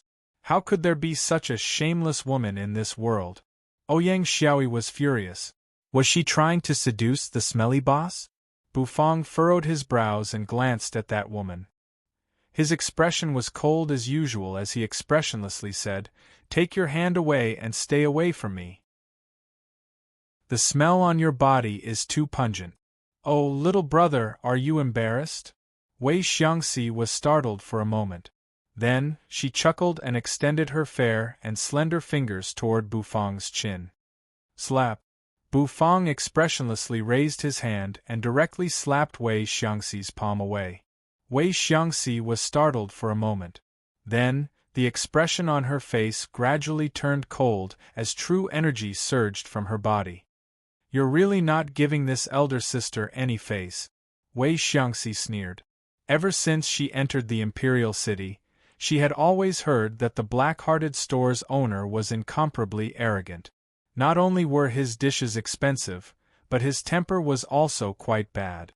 Now that she had seen him in person, he truly lived up to his reputation. "Are you planning to cause trouble in the store?" Bufang glanced at her and puzzledly asked. Even now, there were still people who would foolishly come to his store to cause trouble? These three women were either big-breasted and brainless, or they were foreigners. He picked up a piece of red braised meat with his chopsticks and placed it in his mouth. Then, he drank a mouthful of Iceheart Jade Urn wine, feeling extremely satisfied. While he was at it, he could also watch Owner Bu being teased. His days could not get any better and his mood was extremely relaxed. Ouyang Xiaoyi angrily glared at Wei Xiangxi. This shameless woman. Seeing that the woman did not answer him, Bufang could not be bothered with her and continued walking toward the kitchen. However, just as he took a step forward, Wei Xiangxi, who had returned to her senses, once again approached him. Buzz! With a flash of red light, Xiao Bai appeared in front of Wei Xiangxi. Its mechanical eyes slightly turned as it stared at Wei Xiangxi and mechanically said, "Troublemaker, you will be stripped as an example to others." "Oh, you little rascal, you actually want to strip this elder sister's clothes. You're really annoying. However, this elder sister likes little brothers like you." The corners of Wei Xiangxi's mouth twitched and her eyes turned cold. True energy wrapped around her body as she grabbed at Bufang. Bang! However, in the next moment, a muffled sound rang out. Wei Xiangxi let out a shriek and staggered a few steps back. She looked at Xiao Bai, who had sent her flying with a single hit, in astonishment. "This puppet is a little interesting. Could this be the trump card of your store that Hun Qianyun mentioned? Sisters, let's go together and dismantle this lump. We'll bring it back for Hun Qianyun to take a look and also give His Highness a greeting gift," Wei Xiangxi said with a light smile as she swung her veil. Since they were cooperating with King Yu, they had to give King Yu a greeting gift. At the very least, they had to make King Yu pay attention to their Joyous Union sect. The way to make King Yu pay attention to them was to let him know of their strength. Hun Qianyun was currently highly regarded by King Yu. However, as long as they could get rid of this store that had once caused Hun Qianyun to suffer a setback, wouldn't that mean that they were more powerful than Hun Qianyun? Chapter 123. Since they were going to cooperate, they naturally had to display their strength in order to gain King Yu's favor. There were not many places in the imperial city where they could display their strength. However, they had coincidentally heard some rumors about this Black-Hearted Store. Since Hun Qianyun had also suffered a setback at this store, this was simply the best place to display their strength. That was why Wei Xiangxi came with her two Battle King subordinate. In Wei Xiangxi's opinion, Hun Qianyun looked like he was about to die. The reason he suffered a setback at this Black-Hearted Store was probably because he was not strong enough. However, just because Hun Qianyun could not, it did not mean that the three of them could not, especially when they found out that the owner of this store was a man. In their opinion, there was no man that they could not handle. The Joyous Union sect was one of the 10 major sects and was a demonic sect. Most of its members were female, and they practiced cultivation techniques that harvested yang to nourish yin in order to increase their cultivation level. It could be considered as an evil sect. However, the Joyous Union sect was, after all, a sect with a strong background. They had a lot of resources and countless tricks up their sleeve. Wei Xiangxi and the other two stood together and formed a formation. True energy immediately burst forth from their bodies, and a pink mist spread out from their bodies. This pink mist seemed to carry a strange fragrance. This fragrance would cause anyone who smelled it to enter a dazed state. Bufang only smelled a little of it, and his eyebrows immediately knitted together. A hint of coldness flashed across his eyes. Having this kind of smell mixed into a store that was filled with the fragrance of dishes was like having rat droppings mixed into a pot of soup. It was disgusting. "Xiao Bai, throw them out," Bufang coldly said, finally getting a little impatient. Xiao Bai's mechanical eyes flickered. After receiving Bufang's order, he immediately disappeared on the spot with a swoosh. "Do you really think a piece of metal can deal with us three sisters? Do you feel the blood and energy in your body boiling right now? Do you feel extremely uncomfortable?" Wei Xiangxi charmingly said with a smile. She could not sense any true energy from Xiao Bai's body, so there was probably nothing special about this piece of metal. Therefore, she completely disregarded Xiao Bai. However, the next moment, Xiao Bai's mechanical eyes enlarged in her eyes and appeared directly in front of her. Wei Xiangxi was taken aback. Very quickly, she discovered that her entire body had been lifted into the air. Rip! In the instant that she soared into the air, Wei Xiangxi felt a terrifying force acting on her body, causing her pink veil to be torn to shreds, leaving behind only a pink undergarment and a pair of underwear to cover her private parts. Bang! When Xiao Bai waved his arm, the formation formed by the three sisters was blown away by the strong wind. Wei Xiangxi and the other two were directly thrown out of the store by Xiao Bai, almost naked. The sound of three heavy objects falling into the snow rang out, and it was slightly muffled. Thereafter, a piercing shriek rang out from the snowy ground. Wei Xiangxi drilled out from the snowy ground. She was only wearing a doudou and underpants. The doudou was slightly protruding, revealing her slender and fair legs. Her voluptuous figure was undoubtedly revealed. Wei Xiangxi took out a thin veil from her storage space and draped it over her shoulders. Her pretty face became extremely cold. She, Wei Xiangxi, had never suffered such a great loss before. She was actually stripped naked and thrown out of the store. It was simply too shameful. Wei Xiangxi stamped her fair and translucent feet on the ground. Accompanied by a surge of dense true energy, the surrounding snowflakes were all blown away. Wei Xiangxi's long hair fluttered in the wind as she suddenly charged toward the store. Xiao Bai stood at the entrance of the store. When he saw Wei Xiangxi charging toward him, his mechanical eyes slightly flickered. Then, he raised his fist and punched out. Bang! Wei Xiangxi's entire body was sent flying. She fiercely crashed into the wall of the alleyway and sank deep into it. "Those who cause trouble again will be obliterated," Xiao Bai said mechanically. As his mechanical eyes flickered, there seemed to be a flash of purple light. It caused Wei Xiangxi, who was struggling to crawl out from the wall, to stiffen all over. How terrifying! Wei Xiangxi's pretty face was deathly pale. There was a trace of fear in her phoenix eyes. If she still did not know how terrifying Xiao Bai was, then she would really be a brainless person with big breasts. This black-hearted store was indeed terrifying. It was only a puppet, yet it was able to oppress her to the point where she could not even retaliate. Within the quiet alleyway, only the sound of Wei Xiangxi's heavy breathing due to Xiao Bai's terrifying pressure could be heard. Amidst this breathing sound, the sound of footsteps could be heard. At the entrance of the alleyway, a ramrod straight figure was slowly walking toward them at a leisurely pace. Wei Xiangxi turned her head around with difficulty. When she saw the face of the approaching person, her phoenix eyes immediately constricted and she sucked in a breath of cold air. "Your Highness, King Yu." King Yu had a purple gold crown on his head. He was wearing an embroidered robe and a belt inlaid with jade, which vividly displayed his tall and sturdy figure. He was standing with his hands behind his back. His gaze indifferently swept over Wei Xiangxi, whose clothes were in a mess, and he frowned. "Go back, don't embarrass yourself here," King Yu indifferently said. King Yu indifferently said. Then, he directly stepped over Wei Xiangxi and the others who were in a sorry state and stepped into the store. Xiao Bai did not stop King Yu, so King Yu directly stepped into the warm store. When he entered the warm store from a world of ice and snow, the warmth that instantly enveloped his skin caused King Yu to be startled. However, King Yu quickly regained his senses and his gaze landed on Ji Qingxue, who was currently sending a piece of red braised meat into his mouth. Ji Qingxue seemed to have sensed King Yu's gaze and chuckled. He raised the piece of red braised meat in his hand toward King Yu and swallowed it in one gulp.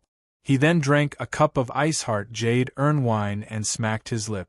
Owner Bu, give me a serving of red braised meat and a jar of Ice Heart Jade Urn wine as well.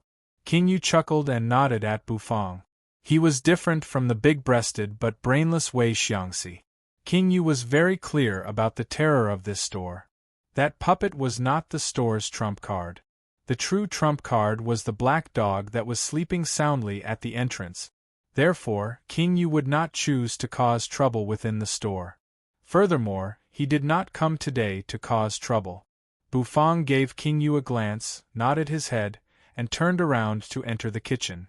King Yu, on the other hand, stood in front of the third prince and looked down at Ji Qingxue with a gaze that carried a hint of oppression. Why did you come back? You stayed in the foreign lands and nothing happened at all. Why did you come back?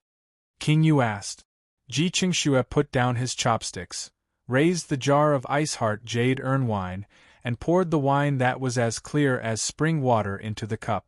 A rich aroma of wine was emitted from within, accompanied by the clear sound of wine being poured.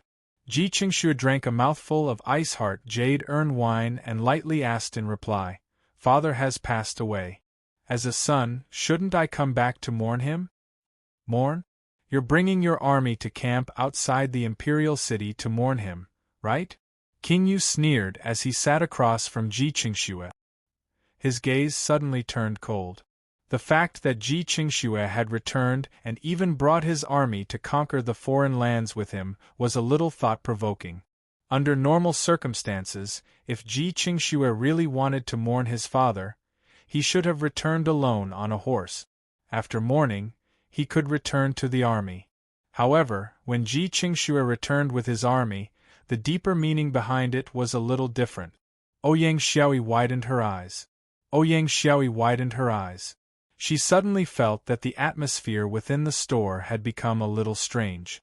She scurried to the kitchen window in order to feel a little better. The conversation between King Yu and the third prince was very lively. However, Xiaoyi felt that there was a sense of mutual hostility between them.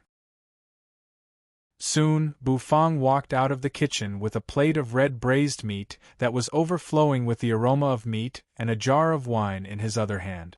After placing the wine and meat in front of King Yu nodded at Bu Fang. After Ji Qingxue finished eating and drinking the last cup of wine, he stood up with a slightly tipsy expression. After passing the crystals to Bu Fang, he put on his fur coat and walked out of the store. Since you insist on getting involved, you should be prepared to pay the price. This price might be unbearable for you. Just as Ji Qingxue reached the entrance, King Yu eerily opened his mouth. Ji Qingxue immediately froze for a moment. He lightly exhaled, turned his head to look at King Yu and mocked, "Price? The price of my life?" With a smile on his face, Ji Qingxue walked out of the store and his figure gradually disappeared within the snowstorm. Chapter 124. After Ji Qingxue left, a travel-worn figure scuttled in from outside the door. Behind him were two other people. Bu Fang glanced at them and saw that they were Enai Yen and her two disciples. Enai Yen was carefully holding a wooden vegetable box in her hand and enveloped it with true energy to prevent the cold air from seeping into the box and causing the dishes inside to cool down, which would affect the taste. "Owner Bu, my dish is done. Come and have a taste and see if you're satisfied." Enai Yen was very confident. Her eyes, which were like two gems on her veiled face, were flickering with brilliance. Bufang let out a soft cry of surprise. He did not expect that an Yin would actually bring a dish over. Since there were no customers at the moment, Bufang was rather interested. Therefore, he sat on a chair and gestured for an Yin to take out the dish so that he could have a look. King Yu was eating meat and drinking wine at the side when he saw an Yin and her two disciples. He was slightly surprised because he recognized an Yin. After all, this woman caused quite a ruckus last night. This hot-tempered female battle saint actually came to Owner Bu's store? Could she be in cahoots with Owner Bu? Bufang did not care about that. He was looking forward to an Yin's dish. It was said that she was the #1 chef in the Celestial Arcanum sect, and her dishes had conquered everyone in the Celestial Arcanum sect. To be able to conquer so many people, this woman's culinary skills should not be too bad. An Yin placed the wooden vegetable box on the table and then dispersed her true energy. When she opened the lid, a rich and fresh aroma immediately drifted out from the wooden box. Bufang took a deep breath, raised his eyebrows, and slightly nodded his head. Based on the aroma alone, the dish cooked by an Yin should taste pretty good. This aroma was even enough to make Bufang want to eat it. When an Yin brought out the dish, Bufang's eyes slightly narrowed. He raised his head and gave an Yin a profound look. This was a unique dish. It was obvious that an Yin had put a lot of effort into this dish. It was a fist-sized fruit with a skin that looked like fire. There was even a faint flame burning on it. This fruit had been cut open from the middle by an Yin. She dug out the flesh inside and replaced it with rice grains that looked like they were made of gold. The rice grains were covered with a layer of sauce. The fragrance was unique and rich, and steam was rising from it. "What's the name of this dish?" Bufang took a deep breath and asked. "The fire tree blossoms is one of my best dishes, and it's also the dish that I have the most stable control over spirit energy. This dish can probably store around 30% more spirit energy."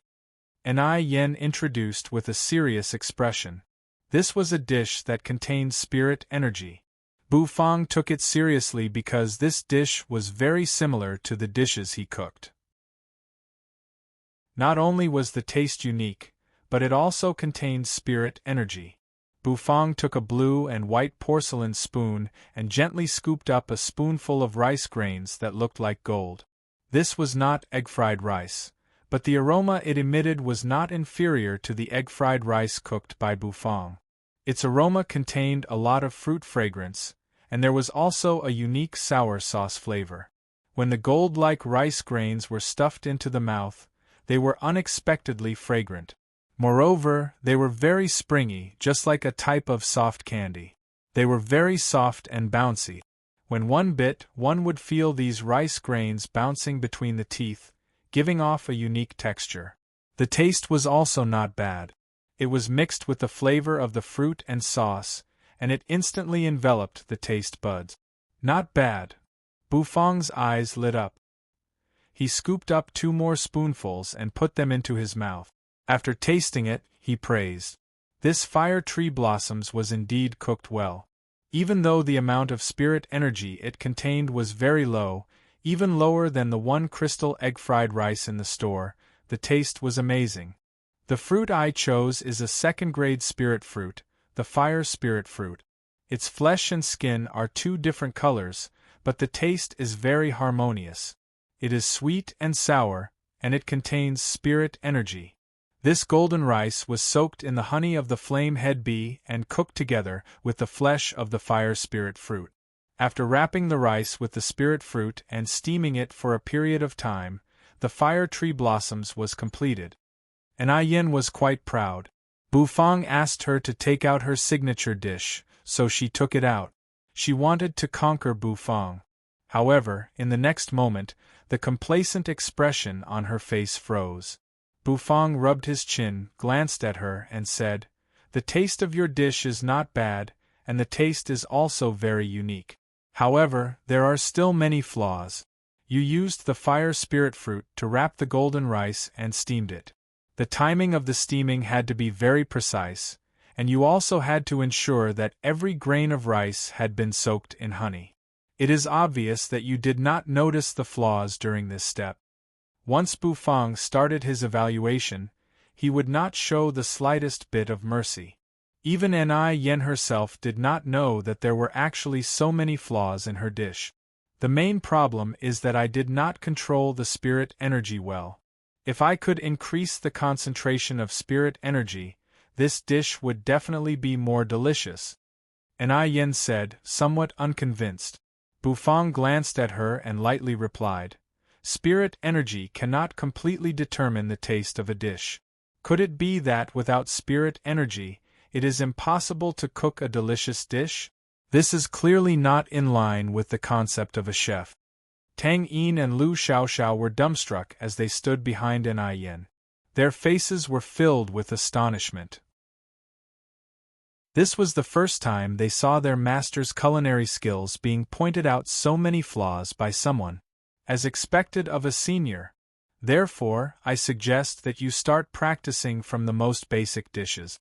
When you are able to cook ordinary dishes that do not require spirit energy to satisfy the masses, it means that you have improved. This was Bufang's suggestion to Ni Yen. It was a suggestion that made Ni Yen ponder for a long time. Night fell. The heavy snow that had fallen for an entire day finally stopped. In the cold night, only the whistling cold wind was left, blowing at the silence of the surroundings. In the end, Bufang did not choose to teach Ni Yen how to cook dishes that required spirit energy. Instead, he told her to practice cooking dishes that did not require spirit energy every day. When she was satisfied with it, she could come back to him again. The light in the kitchen was dense and auspicious. Bufang carefully began to practice cooking the medicinal cuisine. Because Xiao Yu only gave him one set of ingredients, without absolute confidence, Bufang did not dare to rashly start. After all, even he would make mistakes at times. Steam rose and filled the entire kitchen. The rich smell of abalone and the medicinal fragrance intertwined with each other. The night passed while he was cooking the elixir cuisine. The next day, Bufang woke up early as usual and began to practice the Big Dipper carving technique. Every day, he would complete the training tasks assigned by the system. That was because Bufang knew that there were no shortcuts to success. Every success required extraordinary effort. If he wanted to become the god of cooking that stood at the top of the food chain in the fantasy world, it was not something that could be achieved with just words. The restaurant opened for business as usual and ended as usual. At night, it was time for Bufang to practice the elixir cuisine again. Finally, the third day arrived while he was practicing. On this day, Bufang also began to prepare the elixir cuisine with real ingredient. He was going to cook this elixir cuisine that could heal mental injuries. Xiao Mansion. Xiao Meng suddenly received an invitation from the third prince. It seemed like he wanted to discuss something important. With the current unstable situation in the imperial city, Xiao Meng did not dare to be negligent. He left the Xiao Mansion and headed toward the third prince's mansion. Not long after Xiao Meng left, Xiao Yu, who was wearing a black veil and bamboo hat, stood proudly in the snowstorm with his longsword in hand. His gaze was fixed on the majestic Xiao Mansion. Chapter 125. In the depths of the Xiao Mansion, between the pavilions and waterside pavilions, snowflakes fluttered down from the sky and the cold wind rustled. In a luxurious house, candles were lit during the day and a stove was burning, causing the temperature inside the house to rise to a rather warm level. An incense burner was placed in front of the window. The wooden window was propped open, and the smoke from the incense burner lingered in the air, bringing with it a faint fragrance that enveloped the entire house. A delicate figure draped in a fur cloak was sitting cross-legged beside the incense burner. A zither was placed in front of her. Her delicate jade-like hands were nimbly dancing on the zither, like an otherworldly fairy. The melodious sound of the zither drifted out, pleasing to the ears like pearls falling on a jade plate. Anyone who heard it could not help but be intoxicated. There was a hint of sorrow on Xiao Yinyu's beautiful face. Her jade-like fingers played the zither, and her thoughts seemed to have transformed into musical notes that drifted out from the sound of the zither. Her fine black bangs spread down her face, covering half of her fairy-like face. "Sister, you are playing the zither in Mother's room again. Aren't you afraid of disturbing Mother?" Xiao Xiaolong's figure walked in from outside the door. He patted the snow off his body and whispered to the person playing the zither. The sound of the zither paused, followed by a sigh. "If only I could really disturb Mother, then I would play the zither every day." Xiao Yinyu's beautiful eyes glanced at Xiao Xiaolong, and she snappily said, "Brat, aren't you being forced by Father to cultivate? Why do you have the time to come and chat today?" "Hee, Father went to find the third prince. Let me rest today. These days have tired my body out. By the way, sister, why don't we go to Onerbu's place for a meal? I haven't been there for a long time and I'm craving for it," Xiao Xiaolong said. Xiao Yinyu rolled her eyes at Xiao Xiaolong. This was the real reason why Xiao Xiaolong came to find her. He was a scholar of the imperial city, but he was just a foodie. "You? Who is it?" Xiao Yinyu was about to scold Xiao Xiaolong, but her expression suddenly changed. She abruptly looked out of the window and shouted. Amidst the wind and snow, a figure slowly emerged from the frozen surface of the pond. His pitch-black robe fluttered in the cold wind, and a bamboo hat covered his face, making it difficult to see his appearance. However, when they saw this figure, the pupils of Xiao Yinyu and Xiao Xiaolong slightly shrank. Xiao Yu stood in the middle of the room, took off his bamboo hat, and exhaled a breath of white air. He looked at Xiao Yinyu and Xiao Xiaolong, who were staring at him in astonishment, and suddenly smiled. "Long time no see." Xiao Yu's hoarse voice rang out. However, what he got in response was a blast of surging vital energy. Xiao Yinyu stared at Xiao Yu with a face filled with killing intent. Her pretty face was filled with anger. Xiao Xiaolong was also looking at him with vigilance. He did not know why Xiao Yu suddenly appeared in the Xiao mansion. "How dare you come back? You still have the face to come back?" Xiao Yinyu questioned. The smile on Xiao Yu's face disappeared. He indifferently glanced at Xiao Yinyu, and the corners of his mouth curled up. He tapped the ground with the tip of his foot, and like a gust of wind, he appeared beside Xiao Yinyu. Xiao Yinyu's body stiffened. It was as if the true energy within her body had been blocked by a terrifying sword energy. She was completely unable to circulate it, and her entire body was immobilized. She could only fiercely glare at Xiao Yu. Xiao Yu gave a carefree smile and reached out his hand to pat Xiao Yinyu's head. Then, he slowly walked past her and headed toward the person who was quietly lying on the bed. "What are you trying to do?" A blush appeared on Xiao Xiaolong's fair skin. He angrily stood in front of Xiao Yu, preventing him from moving forward. You mischievous brat, you've grown up as well. You even dare to block my way." The corners of Xiao Yu's mouth curled up. Xiao Xiaolong's pupils constricted. True energy burst forth from his body, and the cultivation of a peak third-grade battle maniac was vividly displayed. He raised his hand and assumed a fighting stance. Xiao Yu tilted his head and looked at Xiao Xiaolong, who was charging toward him. A playful smile appeared on his face, and he slowly raised his hand. He extended a finger and tapped it on Xiao Xiaolong's forehead. Xiao Xiaolong's figure, which was charging forward, suddenly became sluggish. His entire body was sent flying and he staggered to the ground. "Don't worry, I mean no harm." Xiao Yu's hoarse voice slowly lingered in the room. However, Xiao Yinyu did not believe him. Her body was completely immobilized. She was so anxious that she wanted to scream out loud. Xiao Yu walked to the bedside. An incense burner was placed there, and a graceful and tranquil woman was quietly lying on the bed. Her eyes were closed and she was fast asleep. The woman had a pretty face. Upon closer inspection, one would notice that she bore some resemblance to Xiao Yinyu. Xiao Yu's gaze was a little complicated. He lightly sighed, took off his heavy black cloak, and draped it over the woman's body. You can't take my mother away. Xiao Xiaolong struggled to crawl up from the ground. However, when Xiao Yu raised his hand, an invisible pressure once again pressed down on his body, causing him to once again sit on the ground. He could only watch with eyes wide open as Xiao Yu brought his mother, Ji Ruer, away. Xiao Yinyu's entire body was trembling. She bit her red lips tightly and glared at Xiao Yu with rage in her eyes. Xiao Yu carried Xiao Yinyu on his back and walked to the door. He turned his head to glance at the two of them and said with a smile, "The two of you are still cuter when you were younger. Don't worry, I really mean no harm. I will wake my mother up." As soon as he finished speaking, Xiao Yu once again put on his bamboo hat. His figure leaped and disappeared from the door, leaving only the rustling cold wind blowing in from outside.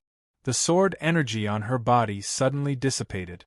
Xiao Yinyu's figure trembled for a moment and she jogged all the way to the door. She looked at the pure white snow, but Xiao Yu's figure was nowhere to be seen.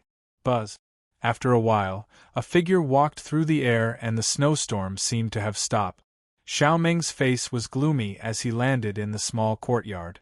When he saw Xiao Xiaolong, who was paralyzed on the ground, and Xiao Yinyu, who was on the verge of tears, anger immediately welled up in his chest. "Father! Mother was taken away." When Xiao Yinyu saw Xiao Meng, the grievances in her heart immediately vented out. "Xiao Yu!" A murderous look flashed across Xiao Meng's eyes. However, he became even more suspicious in his heart. Ji Qingxue had asked him to go to the mansion to discuss some matters. He had just left and Xiao Yu had already arrived. There was definitely something strange going on. Xiao Meng's figure turned around and instantly rushed out of the Xiao mansion. He stood proudly in the sky above the mansion. The snowstorm around him could not approach him as his eyes scanned the surroundings like lightning. Xiao Meng's heart slightly shook. He took a step forward and stepped on the air as he sped toward the distance. Xiao Yu carried his mother, Ji Ruer, on his back. His true energy surged and covered his body, blocking out the swirling snowflakes so that his mother would not be frozen. He slowly walked toward the alleyway. Suddenly, a thunderous explosion came from behind him. Xiao Yu was startled for a moment. A sharp sword energy burst out from his body and soared into the sky. It transformed into an indistinct long sword and slashed at the shadow of a fist behind him. Bang! Xiao Yu's sword energy suddenly collapsed. His body slightly trembled, and he quickened his pace toward the alleyway. Fong Fong's little store was not far away. Xiao Meng landed on the ground with a face full of anger. He looked at the frantically fleeing Xiao Yu and angrily shouted, "Unfilial son! Where do you think you're going?"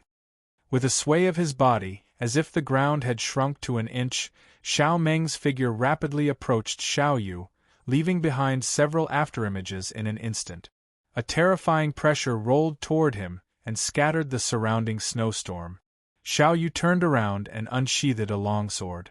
The light from the sword was dazzling and eye-catching.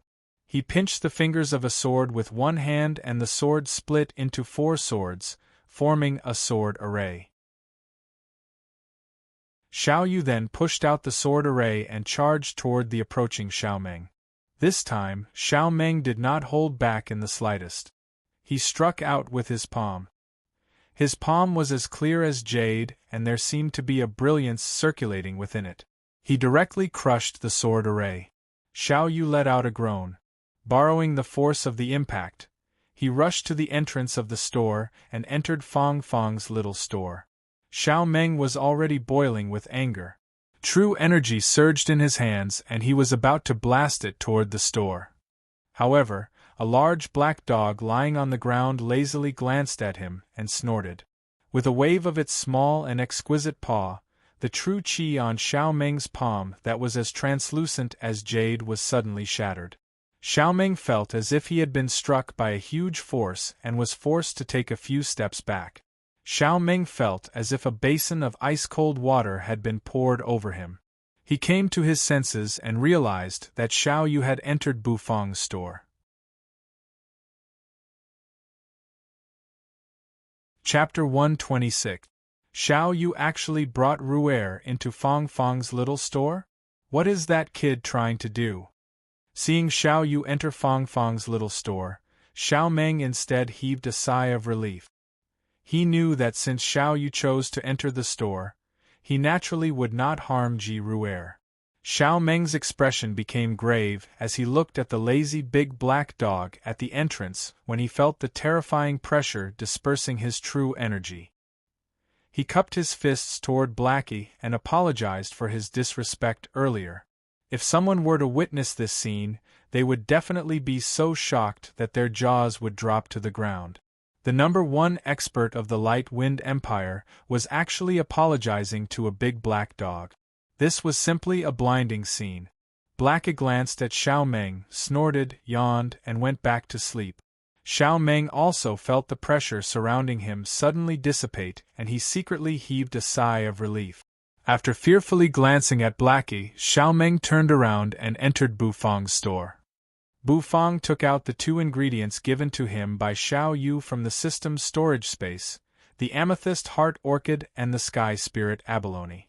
The amethyst heart orchid's entire body was emitting a translucent purple color with a faint burning aura. It did not seem very conspicuous, but once one closed one's eyes, one could feel the energy radiating from the amethyst heart orchid like a small sun. The sky spirit abalone was slightly larger than the black spirit abalone. Furthermore, the spirit energy contained within the sky spirit abalone was richer. After all, it was a 5th-grade spirit beast, so its preciousness was naturally incomparable to that of the black spirit abalone. Furthermore, the patterns on the shell of the sky spirit abalone were more complicated than the black spirit abalone. It was obvious that the magic array was of a higher grade. Since Bufang had already cooked the amethyst spirit abalone twice with substitute ingredients, he had already memorized the cooking steps of the amethyst spirit abalone soup. Furthermore, according to the difference in the amount of spirit energy contained within the 2 ingredients, Bufang also made corresponding adjustments to the true energy cooking method. After cleaning the sky spirit abalone, Bufang took out a large clay pot. Only this clay pot could contain the sky spirit abalone. Using the dragon bone kitchen knife, Bufang made a cut on the sky spirit abalone's meat. After making an opening, he chopped up the other spirit herbs and placed them around the sky spirit abalone. Then, he poured in some heavenly mountain spring water and covered the sky spirit abalone with the lid. During the boiling time, Bufang began to prepare the amethyst heart orchid. This was an orchid. Its flower bud was blue, and its petals were plump. Its branches and leaves were also plump, as if it contained an enormous amount of energy. Twirling the dragon bone kitchen knife, Bufang carefully separated the petals and leaf. He made a cut on each of the plump heart orchid's petals. Immediately, a thick purple juice flowed out from the cut. That juice actually carried a slight burning sensation. When one's skin got close to it, it felt as if they were being roasted by charcoal, giving off a kind of burning sensation. Taking out a jade cup, Bufang poured all of the juice from the heart orchid's petals into it. It just so happened that the cup was filled to the brim. The purple liquid was sparkling and translucent, giving off a rich aroma. Gulp, gulp. The clay pot was already boiling. When Bufang uncovered the lid, the rich aroma of the sky spirit abalone immediately burst forth, causing him to involuntarily take in a deep breath. The fragrance of the sky spirit abalone did not have the fishy smell of ordinary seafood. Instead, it was incomparably sweet. Before he even tasted it, the sweetness had already reached his heart, causing his entire body and mind to relax. After chopping up the amethyst heart orchid's leaves and pouring them into the clay pot, Bufang covered it with a lid. His expression became serious. With one hand covering the lid of the clay pot, the true energy vortex within his dantian naturally rotated. True energy scattered in all directions, emitting a lustrous radiance above his palm. Then, it began to flow into the clay pot. In Bufang's mind, the scene within the clay pot suddenly became vivid and lifelike, as if it was happening right in front of his eyes. The flow of true energy incited the spirit energy within the clay pot to continuously revolve and began to seep into the sky spirit abalone's flesh. The small cut on the abalone's flesh actually slightly opened up, emitting small bubbles. When the bubbles burst, spirit energy burst forth. Seeing this scene, Bufang was relieved. He continued to use his true energy to incite the spirit energy to envelop the sky spirit abalone. Soon, the first stage of cooking was completed. Tiny beads of sweat appeared on his forehead. Compared to the substitute ingredient cooking, the true sky spirit abalone required much more true energy, causing even Bufang to feel a little strenuous. When the lid of the clay pot was removed, the fragrance became even more intense. There seemed to be a faint radiance circulating within the clay pot. This was because after Bufang activated his true energy, the spirit array on the sky spirit abalone's shell began to circulate. After tossing the petals of the amethyst heart orchid into the clay pot, the scalding soup immediately engulfed the petals. Bufang picked up a jade cup. The warm jade cup was slightly scalding, so he poured the juice inside into the clay pot. In an instant, the fragrance within the clay pot doubled. Faced with the fragrance, even Bufang felt a little comfortable and wanted to moan. He moaned. This comfortable feeling didn't affect his physical body, but his spirit. When two ingredients that could heal mental injuries were combined together, the amount of magic that burst forth was unimaginable. After putting the lid back on the clay pot, Bufang began to use the true energy cooking method to cook the elixir cuisine. At this stage, the elixir cuisine was basically completed. As for the degree of completion, it would depend on Bufang's mastery of true energy cooking. However, after 3 days of practice, Bufang was already confident that he could complete this elixir cuisine. Xiao Meng stepped into the store. The warmth surged, but the coldness on his face did not melt in the slightest. He was still coldly staring at Xiao Yu, who was sitting on a chair. Xiao Yu clutched his chest and lightly gasped for breath. True energy surged on his palm, healing the injuries in his body. What exactly do you want to do? Is it not enough for you to hurt Ru-er? What else do you want to do? Could it be that you really want to kill your mother to prove your Tao? Xiao Meng's voice was as cold as an iceberg and every word was filled with anger. However, Xiao Yu lightly smiled and shook his head. He looked at Xiao Meng with a complicated gaze and indifferently said, "Father, you know my goal. Today, I came to Mr. Fang's place not to hurt my mother, but to save her." Save her? Xiao Meng was startled. Then, his pupils constricted as he said, "You want Owner Bu to cook the elixir cuisine to save Ru-er? No. That sage herb phoenix chicken soup is useless for Ru-er's injuries. You should know very well that not only did that sword strike of yours split her heart, it also heavily injured Ru-er's spirit." Xiao Meng sighed and shook his head. The corners of Xiao Yu's mouth twitched. He did not say anything and turned his head toward the direction of the kitchen. In the pitch-black kitchen, a slender and thin figure walked out. He was carrying a claypot with both his hands. Steam was rising from the claypot and the steam was accompanied by a rich fragrance. As the fragrance wafted through the air, everyone in the store subconsciously took a deep breath. They immediately felt refreshed and spirited. Xiao Meng was pleasantly surprised as he stared at the claypot. This fragrance! It was obvious that the elixir cuisine this time was not the sage herb phoenix chicken soup. Bufang glanced at Xiao Meng, who was standing at the entrance, in astonishment. Then, he carried the claypot to Xiao Yu and placed it down. Only when he let go of the claypot did Bufang stop circulating the true energy within his body and let out a long breath. After cooking this amethyst spirit abalone soup, Bufang felt as if his entire body was about to collapse. The true energy vortex within his dantian was almost dried up. He could not help but sigh in his heart. As expected, his cultivation was still too weak.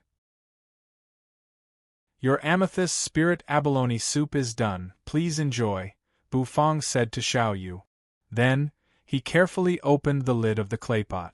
Rays of light immediately shone out from the claypot, accompanied by a strong fragrance that was like a storm. It was dazzling and eye-catching. Chapter 127. This dish could actually light up. Xiao Meng and Xiao Yu were both dumbstruck. They were completely attracted by the splendor and fragrance in front of them. Within the claypot, beams of light seemed to break out of a cocoon as they filled their eyes. It was so dazzling and eye-catching. The brilliance only lasted for a breath's time before vanishing. Steaming white steam gushed out from the claypot like a tangible fragrance. Xiao Yu swallowed a mouthful of saliva. He felt that the injuries caused by Xiao Meng had healed in an instant. He didn't feel the slightest bit of pain. His gaze fell on the dish in the claypot. This amethyst spirit abalone soup was not a thick soup and was different from the sage herb phoenix chicken soup. It was not greasy and was instead very refreshing. The soup was clear and transparent like a clear spring in the mountains. It was incomparably sweet, and even the sky spirit abalone at the bottom of the soup could be clearly seen. After the sky spirit abalone was cooked, its meat was turned over and emitted a rich fragrance. There were no other impurities in the broth. The amethyst heart orchid was completely melted into the broth, and not even a trace of residue was left. It was as if this amethyst spirit abalone soup was directly boiled with sky spirit abalone and Tianshan spring water. Bufang took a small celadone bowl and scooped some soup with a porcelain spoon. The soup was so clear that if it wasn't for the steam and the rich aroma, one would have thought that it was really boiling water. When Xiao Yu received the porcelain bowl from Bufang, he finally came back to his senses. He helped his mother, who was leaning against the chair, to sit up straight. Xiao Meng, who was beside him, took a step forward and directly took the porcelain bowl from Xiao Yu's hands. The face of Xiao Meng, the #1 expert of the empire, had long since lost its calmness. There was only caution and worry. With trembling hands, he scooped up a spoonful of soup and slowly fed it to Ji Ru'er. Xiao Meng's heart was in his throat as he unblinkingly stared at Ji Ru'er's pale face. All of a sudden, his eyes abruptly burst forth with a bright light. This was because he noticed that after Ji Ru'er drank the spoonful of soup, a hint of redness surfaced on her pale face. This was something that had never happened before. It worked. It really worked. Xiao Meng was so excited that he almost spilled the soup in his bowl. He quickly calmed himself down and continued to feed Ji Ru'er the soup. One spoonful at a time, she was very careful, as if she was protecting her most precious possession. Bufang glanced at the two of them. Then, he used his chopsticks to scoop up the sky spirit abalone from the bottom of the claypot. He pinched the shell of the sky spirit abalone. The magic array on the shell was emitting a fluorescent light. It was slightly hot and the abalone was trembling. Green smoke curled up from Bufang's hand as the dragon bone kitchen knife appeared. With a twirl of the knife, Bufang chopped the sky spirit abalone into small pieces. Feed it to her. This sky spirit abalone has absorbed the efficacy of the amethyst heart orchid and many other spirit herbs. Under the catalysis of the spirit array, the healing effect should be better. Bufang handed the spirit abalone to Xiao Meng and said. Xiao Meng gratefully glanced at Bufang, then fed the spirit abalone meat into Ji Ru'er's mouth. Immediately Ji Ru'er, who had been motionless all this while, slightly trembled. She opened her mouth and let out a soft breath.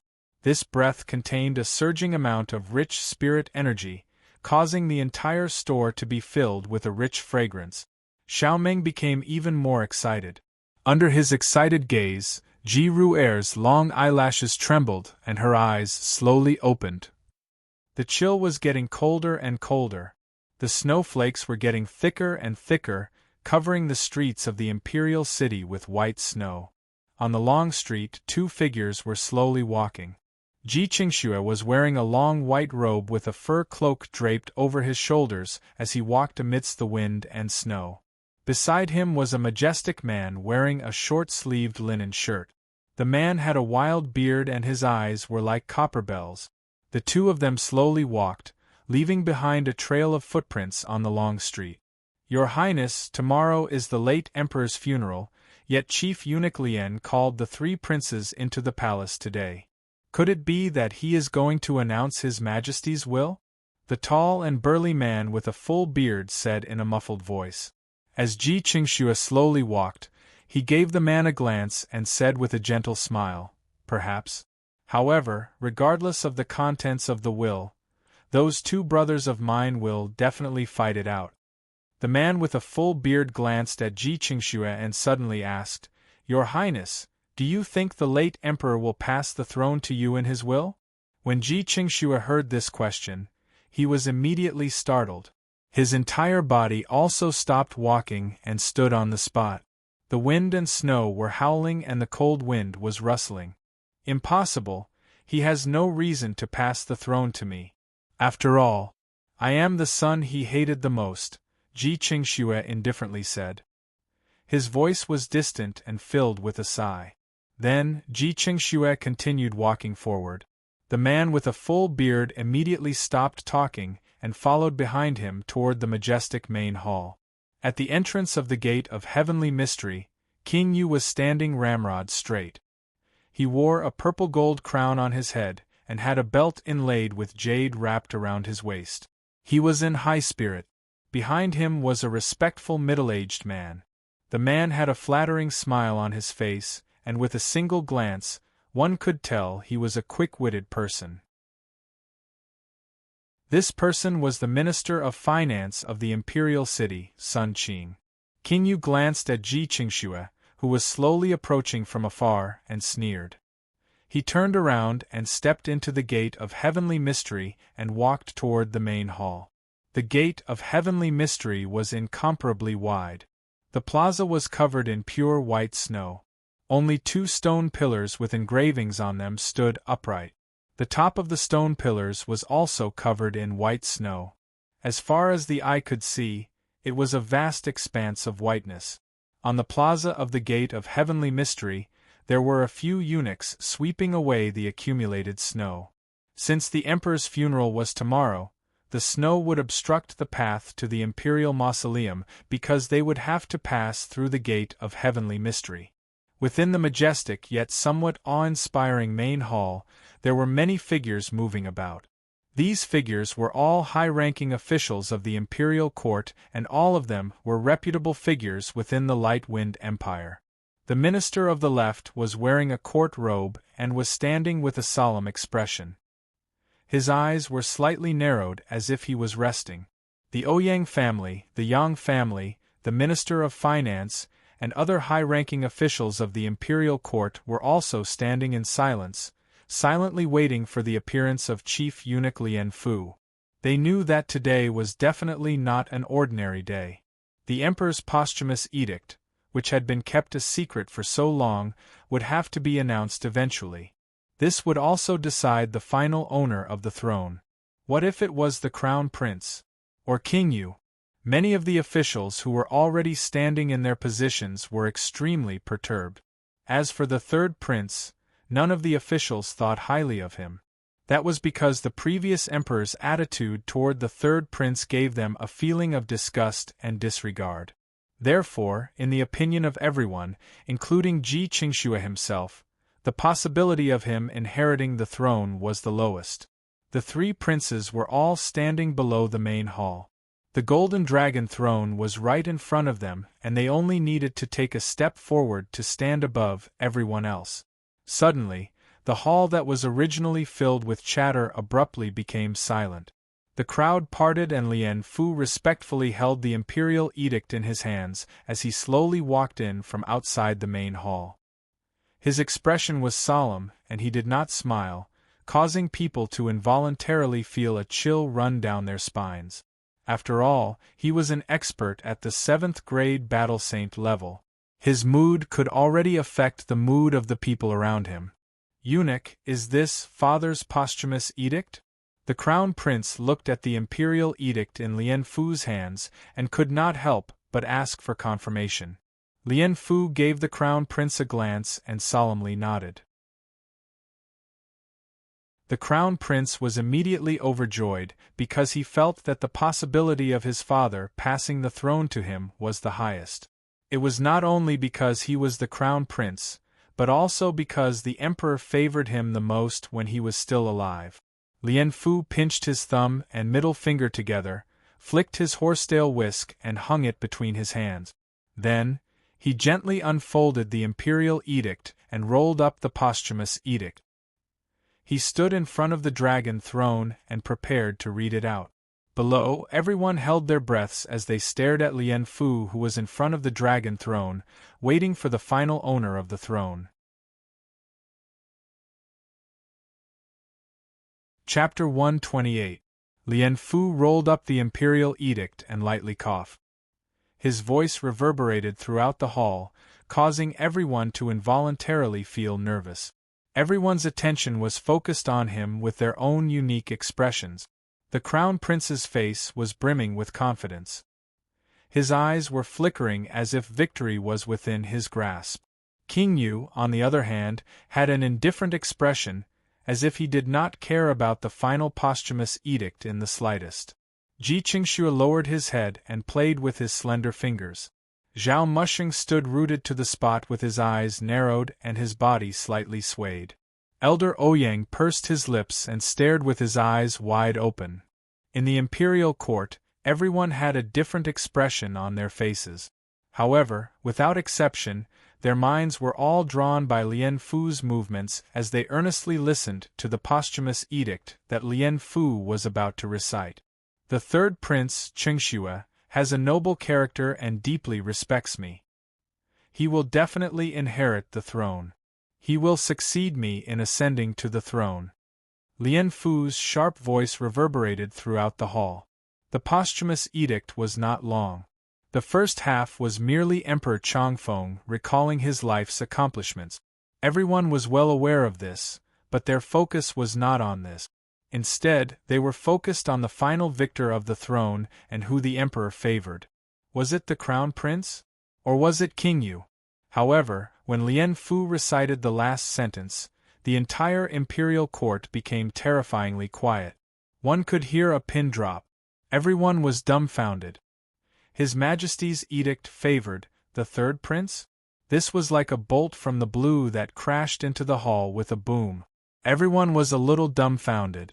The crown prince's expression completely froze. His eyes were wide open and his face was filled with disbelief.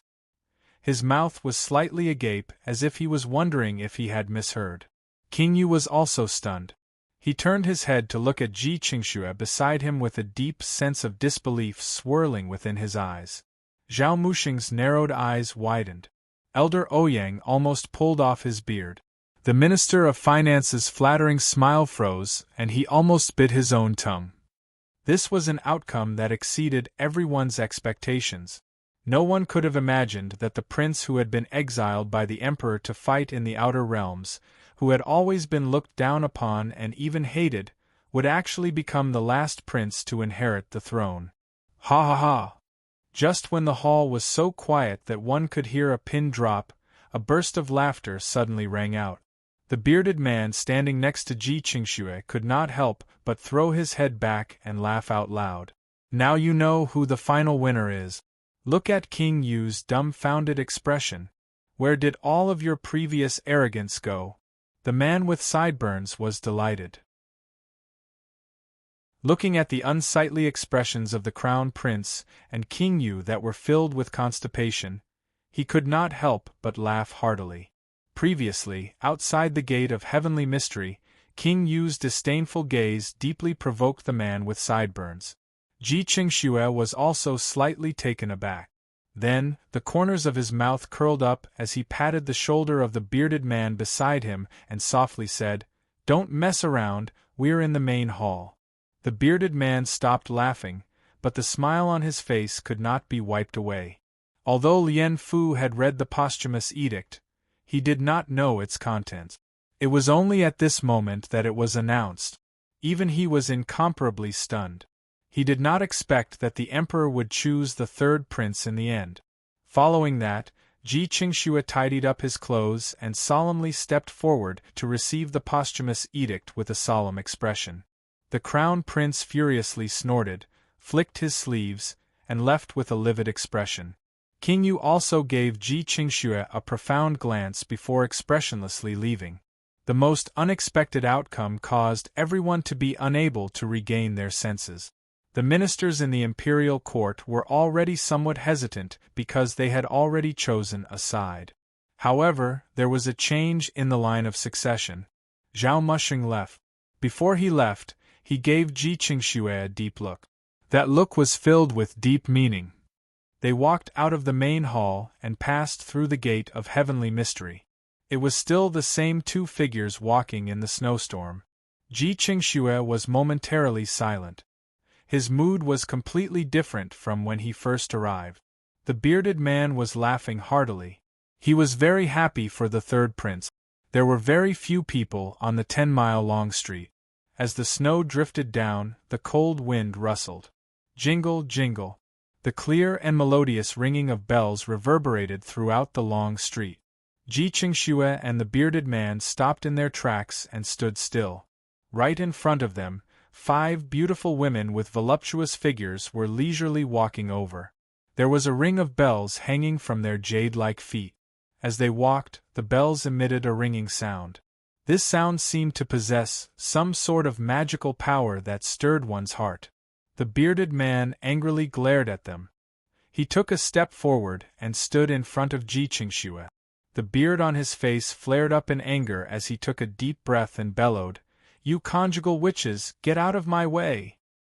His voice was like a clap of thunder, as if it had transformed into an invisible sound wave. The sound of the bells was immediately overshadowed by the explosion, shattering all the snow in the sky. Wei Xiangxi and the 4 sisters behind her all stopped in their tracks and swayed their bodies. Pink true energy burst forth from their bodies and transformed into a true energy veil that wrapped around them. "King Yu, how dare you?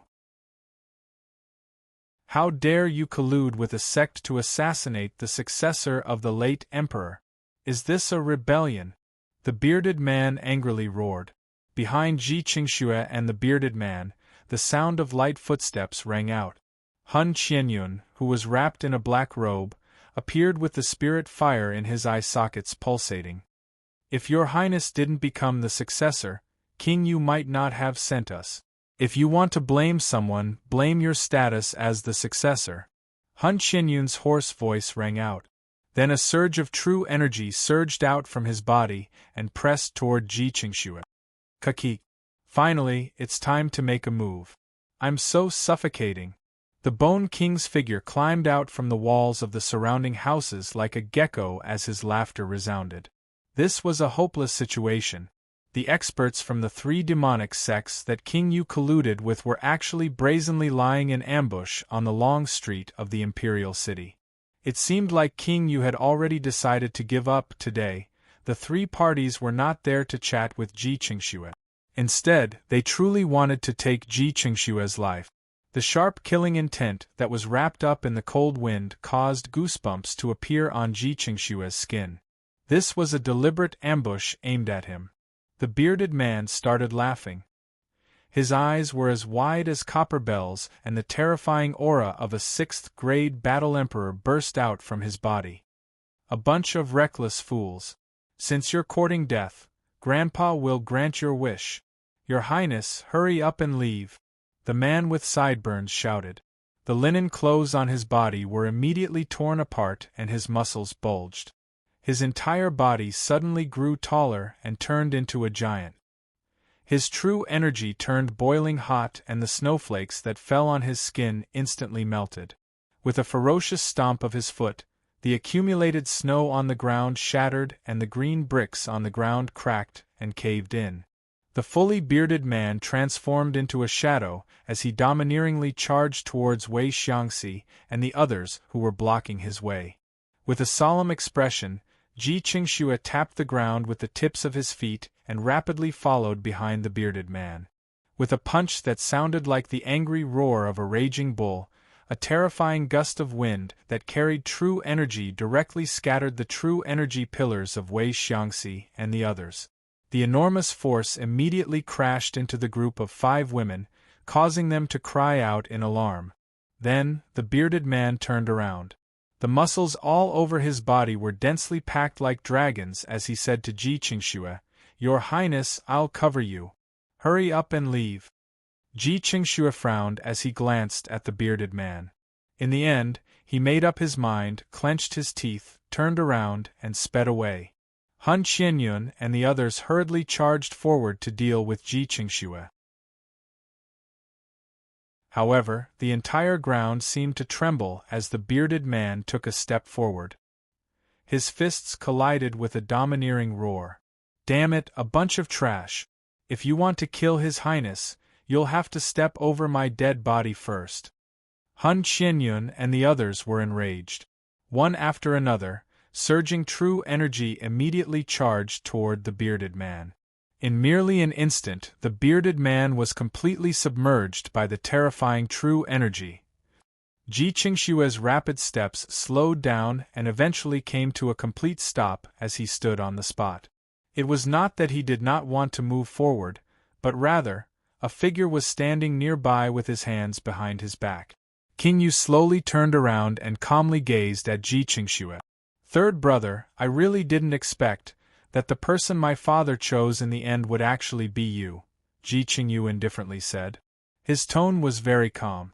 However, it was precisely this calmness that caused the pores all over Ji Qingxue's body to tighten. He felt an unprecedented sense of danger.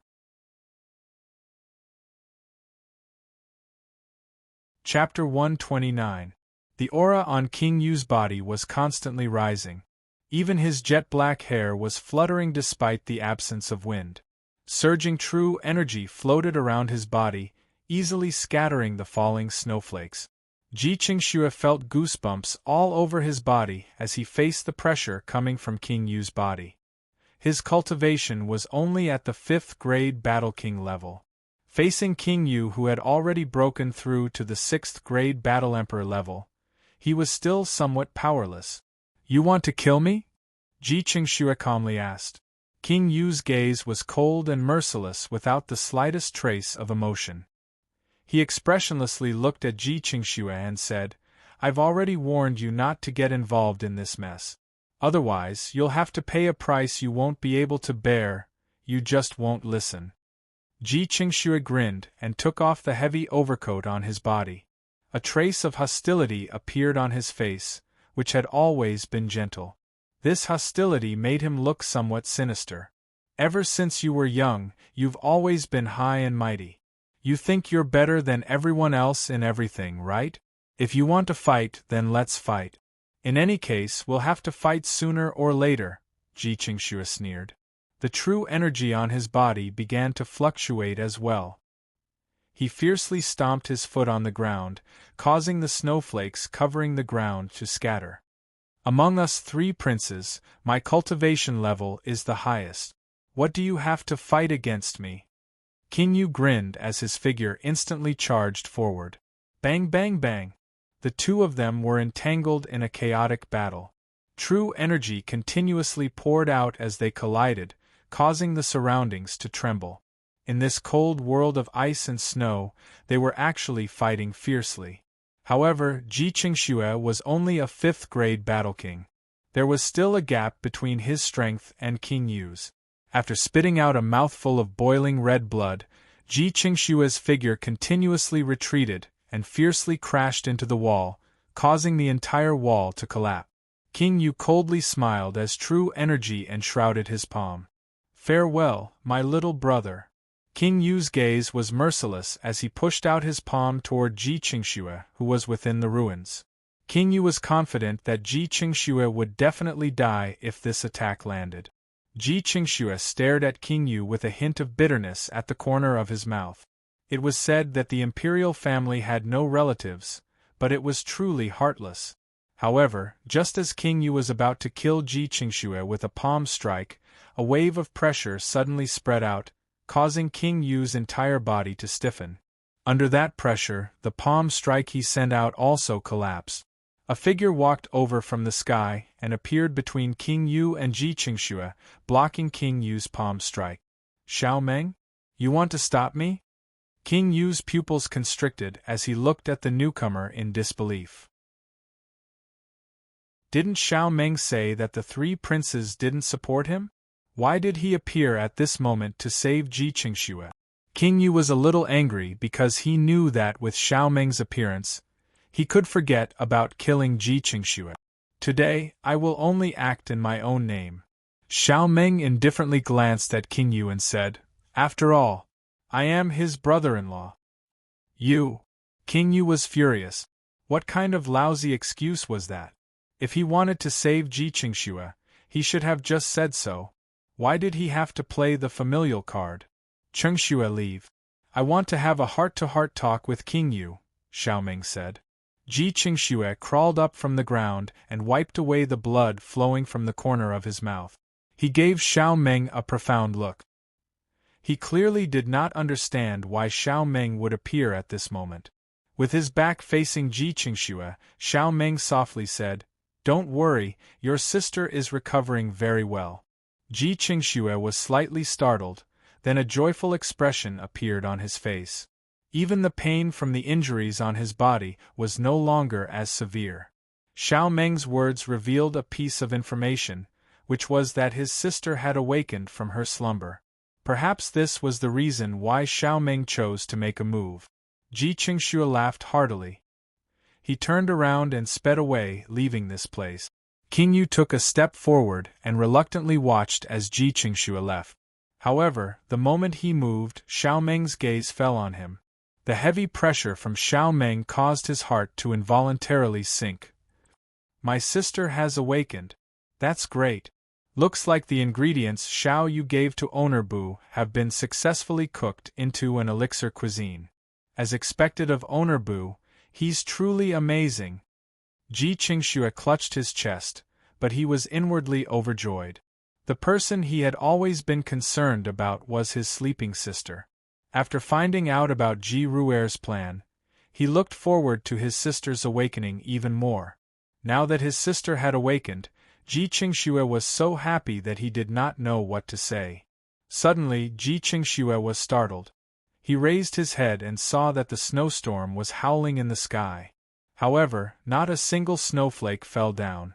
It was as if the fluttering snowflakes were separated by an invisible barrier. What was going on? Ji Qingxue suddenly had a bad premonition. He slowly looked forward and discovered that there was actually a figure slowly walking toward him from afar. A golden brilliance was circulating, auspicious and warm. With every step Zhao Mushing took, a ray of brilliance appeared. Every ray of brilliance was like a blooming golden lotus, dazzling and brilliant. Ji Qingxue's pupils abruptly constricted. He felt as if his heart was tightly gripped by an invisible hand and he could not even breathe. The soft chanting of Sanskrit echoed in his ears and his eyes were filled with a bright light. It was as if the light of Buddha was illuminating everything and enveloping Ji Qingxue. Zhao Mushing!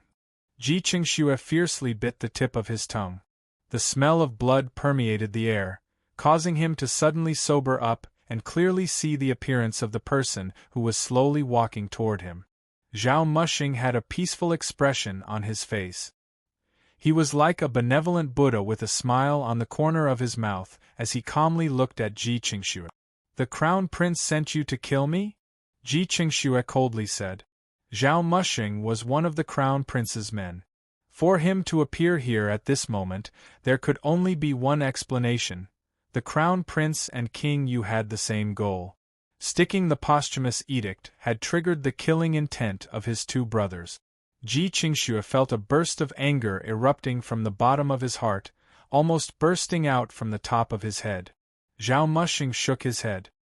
His gaze was still calm as he indifferently said, "His Majesty is very smart and has always been on guard against me. I thought His Majesty would choose King Yu, but I didn't expect him to choose you. But that's fine too. It doesn't matter who he chooses. The one who ultimately ascends to the throne can only be the crown prince. You're really loyal. Cultivating the cultivation technique of the Mahayana island yet worrying about the empire's minister of the left, aren't you tired?" Ji Qingxue sneered. Zhao Mushing indifferently looked at the sneering Ji Qingxue and slowly raised his hand.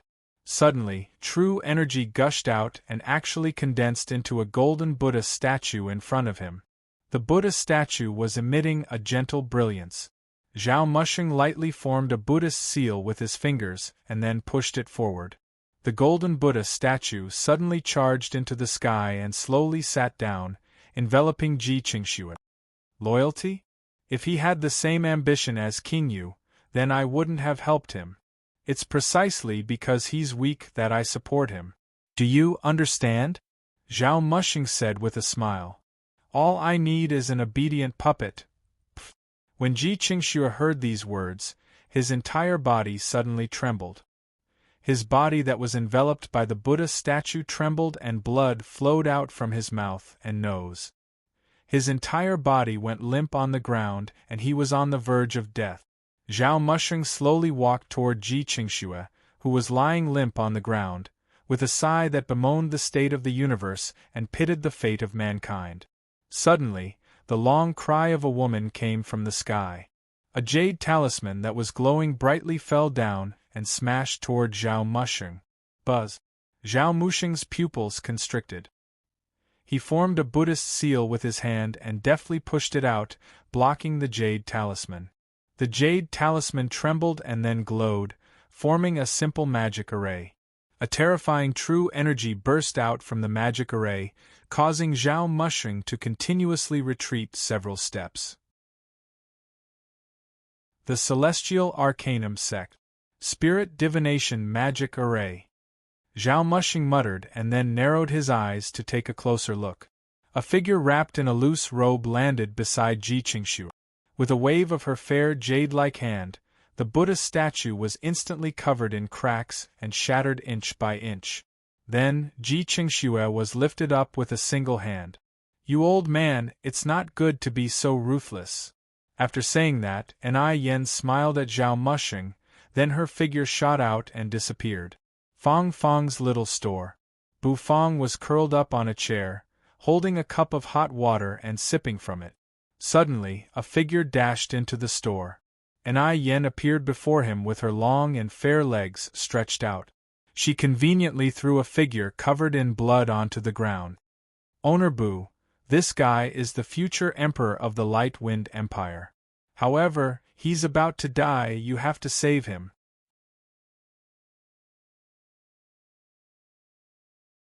Chapter 130. What the hell? Bufang gave Anai Yen a puzzled glance, then his gaze fell on the wretched figure on the ground. He could not help but be surprised. Isn't this Ji Qingxue? Why is he in such a miserable state? Bufang placed the cup on the table and helped Ji Qingxue up. Ouyang Xiaoi hurriedly ran over to help and carried Ji Qingxue to a chair so he could lie down comfortably. After doing all this, Bufang frowned and expressionlessly looked toward Anai Yen, who was standing at the door, and asked, "What's going on? What else could it be? This guy was surrounded and plotted against. He was lucky to have met me.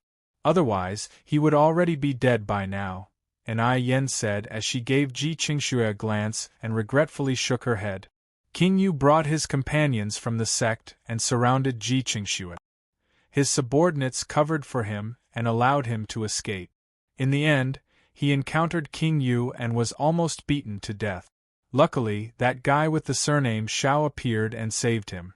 However, this kid was really unlucky and encountered Zhao Mushing. Anai Yen recounted Ji Qingxue's encounter. The corner of Bufang's mouth twitched as well. This Ji Qingxue was really unlucky. What kind of grudge did he have that caused him to be pursued like this? What did he do to incur the wrath of the heavens and the people? Bufang asked again as he glanced at Ji Qingxue, who was bleeding from all 7 orifices. At this moment, Anai Yen also had a strange expression on her face. It was as if she wanted to laugh, but was unable to do so. She said, "He didn't do anything to incur the wrath of the heavens and the people. He merely snatched the throne from his 2 elder brothers.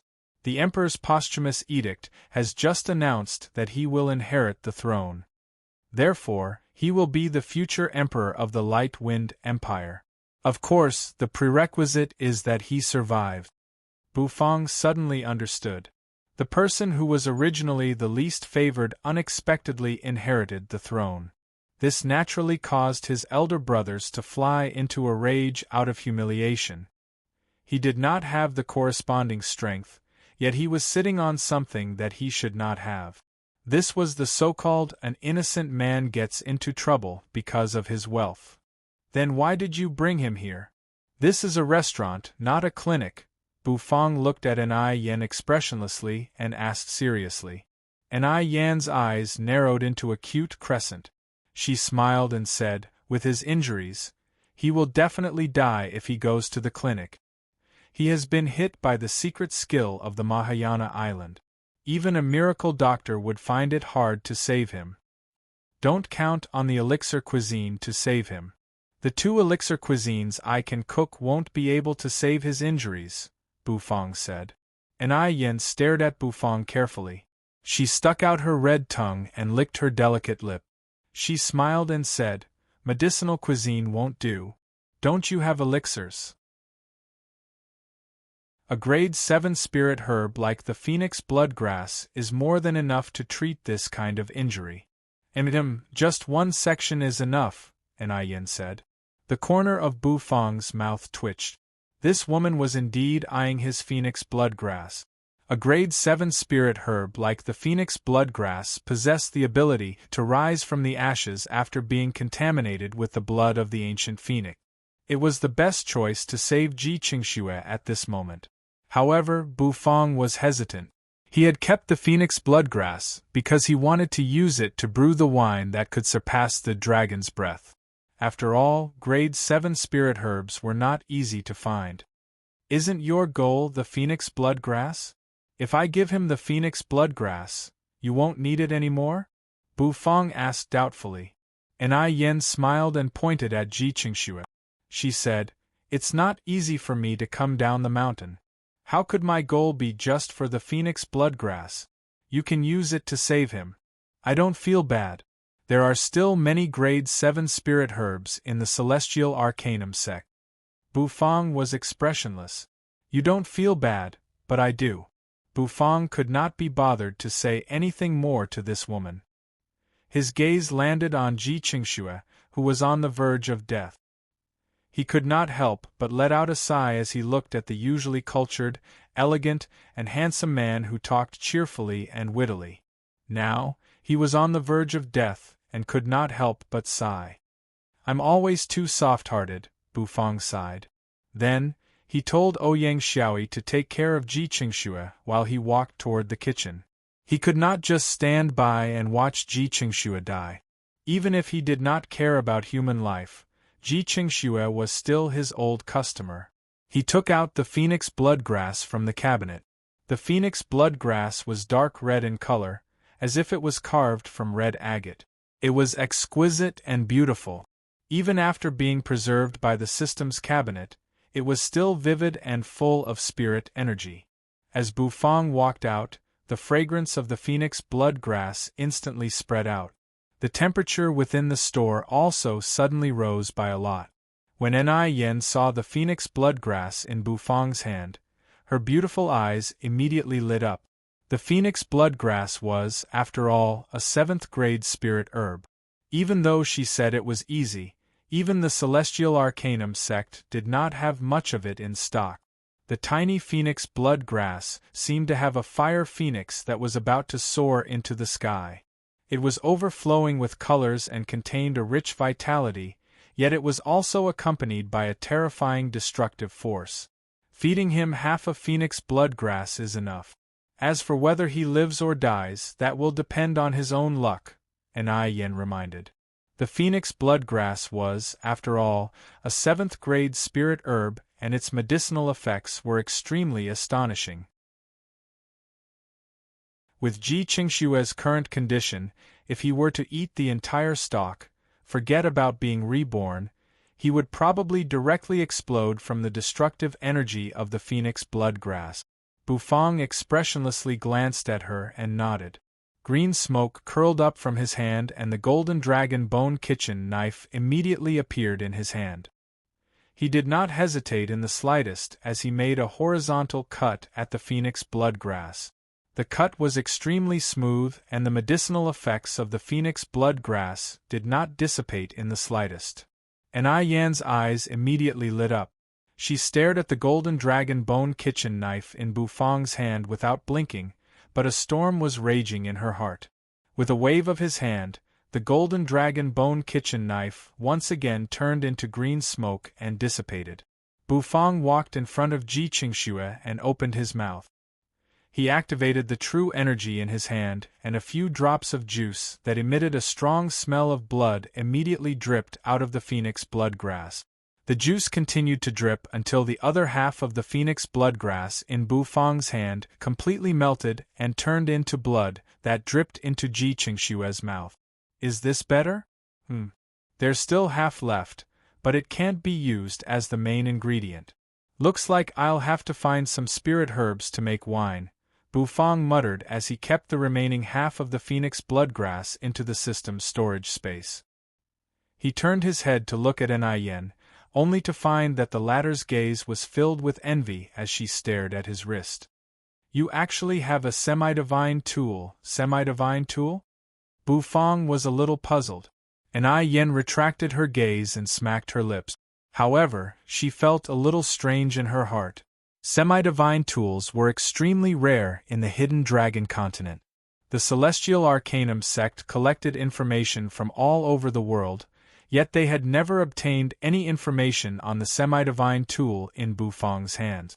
If the kitchen knife did not turn into green smoke and merge into the symbol on Bufang's wrist, Yen would not have been able to confirm that the kitchen knife was a semi-divine tool. However, the kitchen knife was a semi-divine tool. Yen's expression became even more strange. Just which damned master blacksmith had nothing better to do and spent so many precious materials to refine this?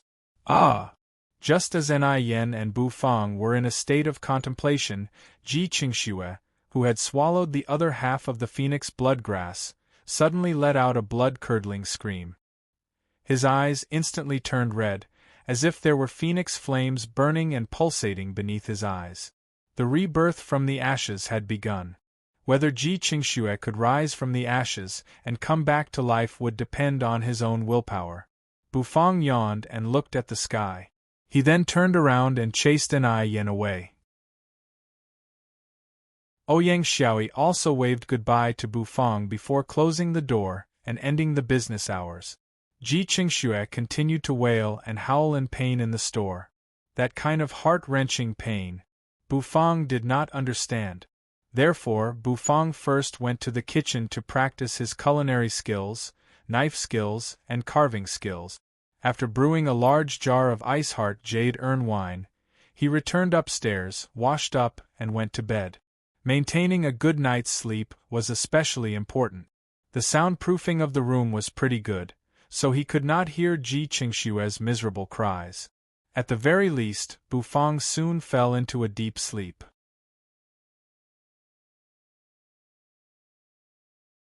Chapter 131. The next day, early in the morning, the sky was just beginning to brighten. The melodious sound of a bugle horn came from within the imperial palace, followed by the depressing sound of a bell with a hint of sorrow. The slumbering imperial capital seemed to have been awakened at this moment. The lights in every household were all lit up.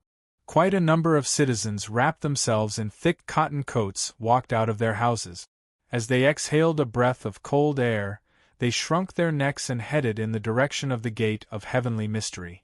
Along the way, the citizens did not make a sound as a sorrowful atmosphere lingered around them. They lamented and felt sorry for the ruthlessness of time. They felt sorry for the withering of life. The heroic ruler of a generation had also fallen with regret. This was a huge loss for the entire Light Wind Empire. The citizens' respect for Emperor Changfeng came from the bottom of their hearts because it was their fortune to have such a diligent emperor. The emperor created a prosperous era and allowed them to live in peace. They were grateful to him. Today was the day of Emperor Changfeng's burial. Therefore, the citizens of the imperial city woke up early in the morning to send Emperor Changfeng off. There were even many travel-worn people who rushed over from outside the imperial city just to see the emperor one last time. The sorrowful sound of the bell created a sorrowful atmosphere. More and more people gathered outside the Gate of Heavenly Mystery. The guards were guarding the entrance to the Gate of Heavenly Mystery, preventing anyone from entering. However, the citizens did not care. They only needed to wait at the entrance for the coffin containing Emperor Changfeng's body to come out. Inside the Gate of Heavenly Mystery, a wide path had already been cleared out of the accumulated snow with the help of diligent eunuchs. This was so that the team escorting the coffin could proceed smoothly. The crown prince was dressed in mourning clothes with a sorrowful expression on his face as he gazed at the main hall. Behind him were many civil and military officials dressed in solemn attire with white gowns wrapped around them to express their sorrow for Emperor Changfeng's funeral. King Yu was dressed in mourning clothes like the crown prince with a solemn expression on his face. Behind him were the civil and military officials as well as the experts from the sects disguised as guards. Even the experts from the sects were expressing their respect for Emperor Changfeng because he was indeed an emperor who struck fear into the hearts of the people from the sections. The two groups stood solemnly on both sides. From the main hall, a group of court musicians dressed in mourning clothes slowly walked out. They played a sorrowful piece of music, and those who heard it felt their hearts sink. Xiao Meng was dressed in a military uniform and wrapped in a white robe. He was supporting the frail Ji Ru'er, who was standing beside him. Ji Ru'er's expression was incomparably complicated, and tears could be faintly seen in her eyes. After sleeping for 3 years, when she finally woke up, it was during her imperial father's funeral. However, when Ji Ru'er looked around, trying to find Ji Qingshue's figure, she realized that Ji Qingxue was actually not around in the vast Gate of Heavenly Mystery Plaza. What about becoming a snowman? Why isn't he here yet? Ji Ru'er asked Xiao Meng, who was beside her, in a weak voice. Xiao Meng's heart was also filled with doubts. Ji Qingxue should have successfully escaped from danger yesterday. How could he not appear on such an important day? As the successor to the throne in the emperor's posthumous edict, Ji Qingxue should be even more attentive. Could it be that an accident happened? Xiao Meng's eyes flickered, but a gentle smile hung on his face. He said to Ji Ru'er, "It's all right. Qingxue might have been delayed by something. He will be here soon. After all, he is the successor to the throne." Even though Ji Ru'er was still a little worried, she was infected by Xiao Meng's gentle smile. The corners of her mouth slightly curled up as she nodded her head. Xiao Yanyu and Xiao Xiaolong, who were standing behind them, felt extremely happy as they watched their parents being so affectionate. Xiao Yinyu's gaze searched everywhere, but she was unable to find that familiar figure. According to their father, the person who saved their mother was her elder brother, Xiao Yu. Furthermore, their mother had already told everything that had happened yesterday to Xiao Yanyu and Xiao Xiaolong. The resentment in their hearts toward Xiao Meng had long disappeared and was replaced by a sense of guilt. The court musicians, who were dressed in mourning clothes, walked out of the main hall. Behind them, a haggard Lian Fu, whose hair was disheveled and was dressed in white mourning clothes, slowly walked out as well. Lian Fu looked extremely exhausted. His eyes were bloodshot and droopy, and the aura around his body was fluctuating unsteadily. However, no one paid any attention to him. Perhaps he was just overwhelmed with grief. After all, Lian Fu had a good relationship with Emperor Changfeng. Where is the third prince? Lien Fu said with a sharp voice as he lightly flicked his horsetail whisk. However, no one responded. The Crown Prince and King Yu stepped forward at the same time and cupped their hands toward Lien Fu. Lien Fu gave the two of them a meaningful glance, and then began to carry out some pre-burial rituals. These strict yet solemn rituals were passed down from the imperial family of the Light Wind Empire, and every prince had to abide by them. Next, the heir to the throne, please welcome the coffin, Lien Fu said as he flicked his horsetail whisk again. However, once these words came out, it caused the civil and military officials below to whisper and discuss among themselves. The corners of Zhao Mushing's mouth curled up as he calmly stood there. King Yu and the Crown Prince once again stepped forward. King Yu opened his mouth and said, "I don't know why third brother hasn't appeared yet. Chief Eunuch Lien, the time cannot be delayed. Let I welcome the coffin." "Since when was it your turn to welcome the coffin?" "I should be the one to welcome the coffin," the Crown Prince said as he coldly glanced at King Yu. The two of them once again confronted each other with equal harshness. Lien Fu lightly sighed. The attitudes of the two princes were too obvious. Since the third prince was not present, it seemed like he had most likely met with some mishap. Otherwise, King Yu and the Crown Prince would not have so confidently stepped forward to fight for the opportunity to welcome the coffin. However, under these circumstances there had to be someone to welcome the coffin. Lien Fu was also in a difficult position. "Chief Eunuch Lien, you decide. Father trusted you the most when he was alive," King Yu said as his gaze shifted toward Lien Fu. "Princes, please conduct yourself with dignity. How can such an important matter like welcoming the coffin be decided carelessly? Let's wait for a while longer. If the third prince really isn't here, then the two princes will welcome the coffin together," Lien Fu said. King Yu was startled for a moment and then chuckled. Ji Qingxue definitely wouldn't be able to come. There was no point in waiting, and it would only be a waste of time. Even though that was what he thought, King Yu still had to put on a show. The Crown Prince was the same. The two of them looked at each other before shifting their gazes away. As time passed, the civil and military officials below were quickly becoming impatient. Whispers could be heard from time to time. Lien Fu glanced at them and then retracted his gaze. However, he was sighing in his heart. "Chief Eunuch Lien, the fact that third brother hasn't arrived is already a great disrespect to father. How can such a person inherit the throne? Leave the heavy responsibility of welcoming the coffin to me," the Crown Prince said once again. King Yu was not to be outdone and argued as well. However, while they were arguing, the corners of Lien Fu's mouth suddenly curled up as he looked into the distance. At the entrance of the Gate of Heavenly Mystery, there were two figures slowly approaching. "My dear brothers, I've truly made you worry. Leave the heavy responsibility of welcoming the coffin to me. After all, I'm the heir to the throne." A cold voice rang out from afar and suddenly resounded in the ears of the Crown Prince and King Yu. It was like a thunderclap, causing them to feel extremely incredulous. Zhao Mushing's pupils constricted as he stared at Ji Qingxue in confusion. Beside Ji Qingxue was Xiao Yu, who had a solemn expression on his face. They were all wearing mourning clothes as they slowly walked toward the main hall. Soon after, Ji Qingxue arrived in front of Lien Fu. He gently nodded at Lien Fu before looking at the Crown Prince and King Yu. "I'm not dead. Big brother and second brother, are you surprised?"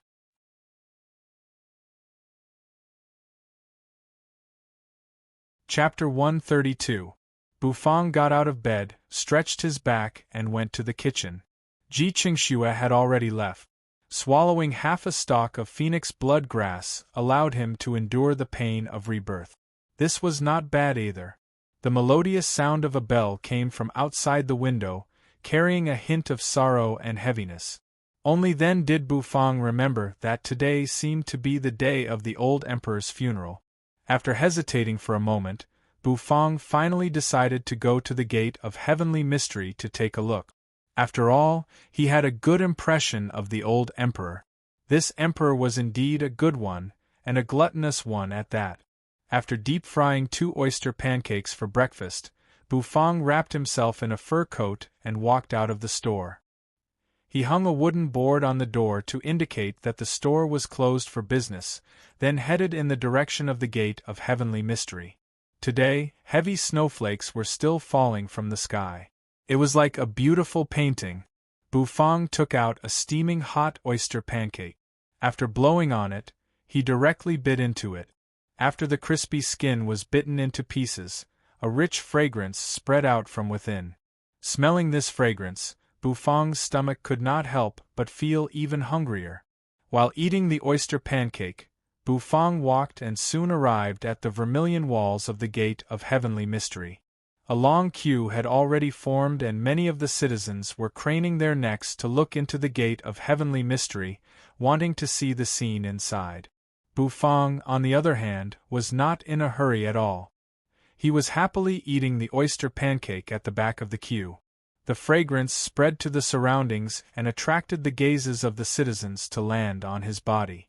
What kind of fragrance was this? It was simply too fragrant. The eyes of the citizens were filled with desire as they looked at the oyster pancake in Bufang's hand. Many of them even licked their lips, subconsciously wanting to lick the fragrance. However, they were only rewarded with the coldness of winter. Crunch, crunch. Bufang once again took a bite of the oyster pancake and expressionlessly chewed at the side. The people around him were furious. This was simply an animal. Eating such a fragrant thing so early in the morning, was he trying to attract hatred? Therefore, a large circle quickly appeared around Bufang. The people around him all moved away, not wanting to get close to Bufang, lest they suffer the torture of the fragrance. Bufang glanced at the people around him expressionlessly. He was a little confused. What were these people doing? Since there was an empty spot, Bufang naturally walked forward. The moment he walked, the surrounding crowd dispersed. This allowed Bufang to easily stand at the entrance of the Gate of Heavenly Mystery, an excellent position to observe the situation. That guy ran so fast. So this is where he came from. Bufang took a bite of the oyster pancake as he looked at the confrontation between King Yu and the Crown Prince in front of the main hall. Ji Qingshue's entire temperament had changed. After all, after experiencing a life-and-death situation, his mental state had undergone a huge transformation. In the past, he was somewhat fearful when facing the Crown Prince and King Yu. However, he was now able to remain calm and composed. He even used his gaze to directly threaten King Yu and the Crown Prince, causing the two of them to slightly back off. "I'm the successor, I'm here to receive the coffin," Ji Qingshu mocked as he glanced at the two of them. King Yu and the Crown Prince were immediately stunned as they angrily glared at Ji Qingshu. This brat actually became so arrogant. Lian Fu nodded and guided Ji Qingshu to stand in the main hall. Then, the coffin receiving ceremony began. The ceremony was actually not very complicated and ended in a short while. At this point, the coffin receiving ceremony truly began. The so-called coffin receiving ceremony was a tradition of the Light Wind imperial family that had been passed down for generations. The successor would receive the coffin, and once the coffin receiving party walked out of the Gate of Heavenly Mystery, it meant that the person receiving the coffin had obtained the approval of the deceased and officially handed over the throne. This was also the reason why the Crown Prince and King Yu were so interested in the identity of the person receiving the coffin. The court musicians began to play once again. In the depths of the main hall, 8 tall and sturdy battle kings with bare upper bodies slowly walked out while carrying a huge bronze coffin. Their footsteps were extremely firm. Every step they took caused the accumulated snow on the ground to tremble. The coffin was made of bronze, and there were many mysterious patterns engraved on it. There were ancient divine beasts, flowers that were difficult to name, and there were also all kinds of characters and diagrams. Ji Qingshu solemnly walked in front of the 8 battle kings that were carrying the coffin. His expression was solemn and he was meticulous. With every step the 8 battle kings took, white smoke would be emitted from their nostrils. Each step was firm and slow, yet it was as if they were stepping on the hearts of everyone present. On the main road of the Gate of Heavenly Mystery, the 8 battle kings were carrying the coffin forward. This scene caused everyone to hold their breath. Even the snowflakes falling from the sky seemed to have stopped, and the atmosphere became extremely heavy. Zhao Mushing narrowed his eyes as he looked at the bronze coffin. An obscure brilliance was circulating within his eyes. For an emperor of a generation to end up in a deep slumber within a small space, how sorrowful was that for an emperor of a generation. Ring ring ring. Just as the group carrying the coffin arrived at the center of the Gate of Heavenly Mystery, the sound of true energy gushing could be heard. King Yu's expression was cold as he coldly stared at Ji Qingxue, who was standing at the front of the group, and indifferently said, "If your third eldest brother sits on the throne, I, King Yu, will be the first one to object." Boom boom boom. King Yu's voice was not loud, but it reverberated throughout the entire Gate of Heavenly Mystery. Behind him, streams of terrifying aura gushed out as several figures sped toward Ji Qingxue. "How dare you!" Lian Fu angrily shouted from the high platform in the main hall. His voice was like a thunderclap as he took a step forward and swung his horsetail whisk. As a brilliance circulated and a pitch-black stream of light flickered, the silhouette of a Hades suddenly appeared. It was incomparably huge and proudly stood at the center of the Gate of Heavenly Mystery. The spirit fire within Han Qianyun's eye sockets pulsated as he drew upon the power of the silhouette of a Hades to strengthen himself. In an instant, his aura skyrocketed as he threw a punch toward Lian Fu, who was flying toward him. When the two collided, it instantly caused a monstrous energy fluctuation. However, contrary to everyone's expectations, Lian Fu's figure actually trembled as he was sent flying backward while spitting out blood. His aura had completely dissipated. Xiao Ming furrowed his eyebrows. This was not Lian Fu's strength at all. When he saw that Han Qianyun was about to kill Lian Fu, he could no longer sit idly by. His pressure spread out as he stepped forward and stopped Han Qianyun. Coquettish laughter rang out as the 5 females from the Joyous Union sect attacked together. Their target was Ji Qingxue. Meanwhile, the experts from the White Bone Palace targeted the 8 battle kings that were carrying the coffin. King Yu's expression changed as he coldly shouted, "You're not allowed to destroy the coffin." King Yu's goal was to fight for the throne. After all, Emperor Changfeng was still his father. Destroying the coffin where his father was resting in peace was something he could not do. However, his shout did not cause the people from the White Bone Palace to stop. This time, his expression completely changed. "TSK, TSK, TSK. Emperor Changfeng destroyed countless sects and obtained countless spoils of war. Even from afar, I can sense the aura of the Death Soul Hall's semi-divine weapon in this coffin. A semi-divine weapon was buried with him. He is indeed worthy of being an emperor throughout the ages." The Bone King from the White Bone Palace sneered as his gaze suddenly turned fierce. The subordinates beside him exploded one after another and turned into ghastly white bones that pieced together with his body, forming a gigantic white skeleton. Its aura was powerful and it had actually reached the 7th grade.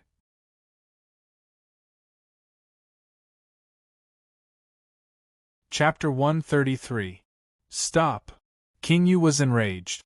These people from the sects actually dared to disobey his orders. However, the 7th grade skeleton formed by the experts of the White Bone Palace did not pay any attention to King Yu's rebuke. Its skeletal palms slapped toward the coffin as its sunken eyes were filled with greed and longing. The pressure of a 7th grade battle saint was too much for the 8 battle kings who were carrying the coffin. They knelt on one knee and their complexions suddenly flushed red. The bronze coffin that they were carrying also fell to the ground with a loud bang. Boom! A heavy sound resounded throughout the entire Gate of Heavenly Mystery. Everyone's movements became sluggish as they involuntarily looked toward the heavy coffin that had fallen to the ground. The coffin touched the ground. The funeral was ruined. Such a thought flashed through everyone's mind, and they could not help but feel complicated. Was it lamentable or lamentable that a dignified emperor's funeral was ruined in the end? King Yu's pupils constricted as flames of fury immediately surged within his heart. True energy surged as he glared at the skeleton. The aura on Ji Qingshua's body became even more powerful. With the help of the phoenix blood herb, he had already stepped into the realm of 6th grade battle emperor. This was definitely an unexpected surprise. Ji Qingshua's expression was as cold as ice as he pushed away the 5 women from the Joyous Union sect who were attacking him with a palm strike. You sect rebels are simply impudent. The skeleton was also startled for a moment before it became overjoyed. With a wave of its hand, a powerful aura burst forth and swept the 8 battle kings to the side. It took a step forward and arrived before the bronze coffin. As it gazed at the coffin with a fervent gaze, even its skeletal arms were slightly trembling.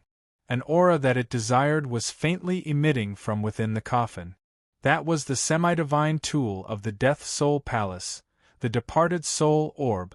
Even though the White Bone Palace was on the same level as the Death Soul Palace, their sect did not have a semi-divine tool. This had always been a sore point for them. After the Death Soul Palace was overthrown by Xiaomeng, the semi-divine tool, the departed soul orb, was also brought back to the imperial city. The departed soul orb had the ability to pacify souls and even preserve the flesh from rotting. It was the best funerary object. Since Emperor Chongfeng had obtained the departed soul orb, there was no way he wouldn't bury it with him. In the distance, Xiaomeng's expression was gloomy. The Hades phantom before him that Hun Qianyun had activated was extremely powerful. Even he would need to spend some time to deal with it. As he looked at the white skeleton that was about to touch the coffin, the chill in Xiaomeng's eyes became even more intense. A clanging sound was heard. A sword light that seemed to pour down from the 9 heavens arrived in an instant and slashed at the skeleton. Ji Qingxue let out a long howl as the phantom image of a fire phoenix appeared on his body. His entire body dashed forward and punched the white skeleton. Xiao Yu and Ji Qingxue attacked at the same time, using their strongest techniques to force the white skeleton away. Humph! You're courting death. The white skeleton stopped its movements, then turned around. Its entire body suddenly trembled, and countless white bone spears shot out from its body, piercing toward Ji Qingxue and Xiao Yu. The sky-splitting sword was blocked. Xiao Yu was only a 6th grade battle emperor after all, so he helplessly fell to the ground. Ji Qingxue shattered a bone spear with a punch, then fell to the ground and retreated as well. With the gap between their cultivation levels, they had no chance of approaching the white skeleton. Bang! The white skeleton let out a sinister laugh, then fiercely slapped its palm on the coffin.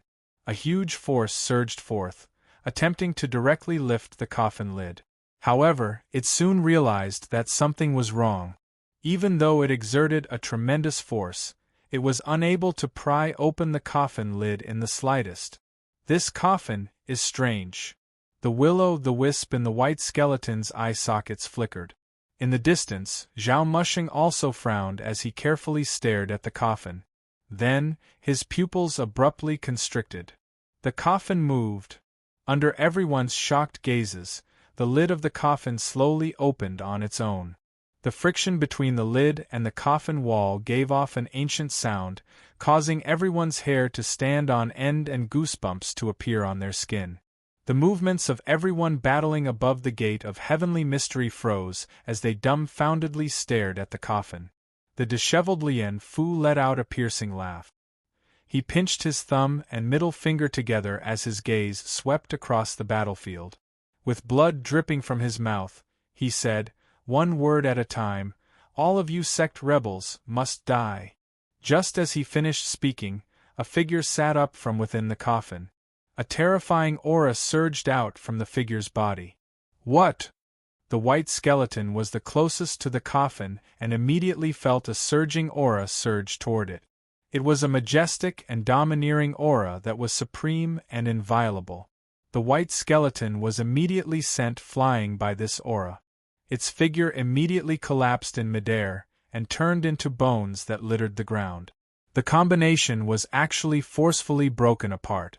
Zhao Mushing sucked in a breath of cold air as he stared at the figure within the coffin. Ji Changfeng was not dead? No. This figure does not have the slightest sign of life. It should be dead, but what's with this surging energy? Furthermore, this energy is flowing in all directions. Zhao Mushing muttered.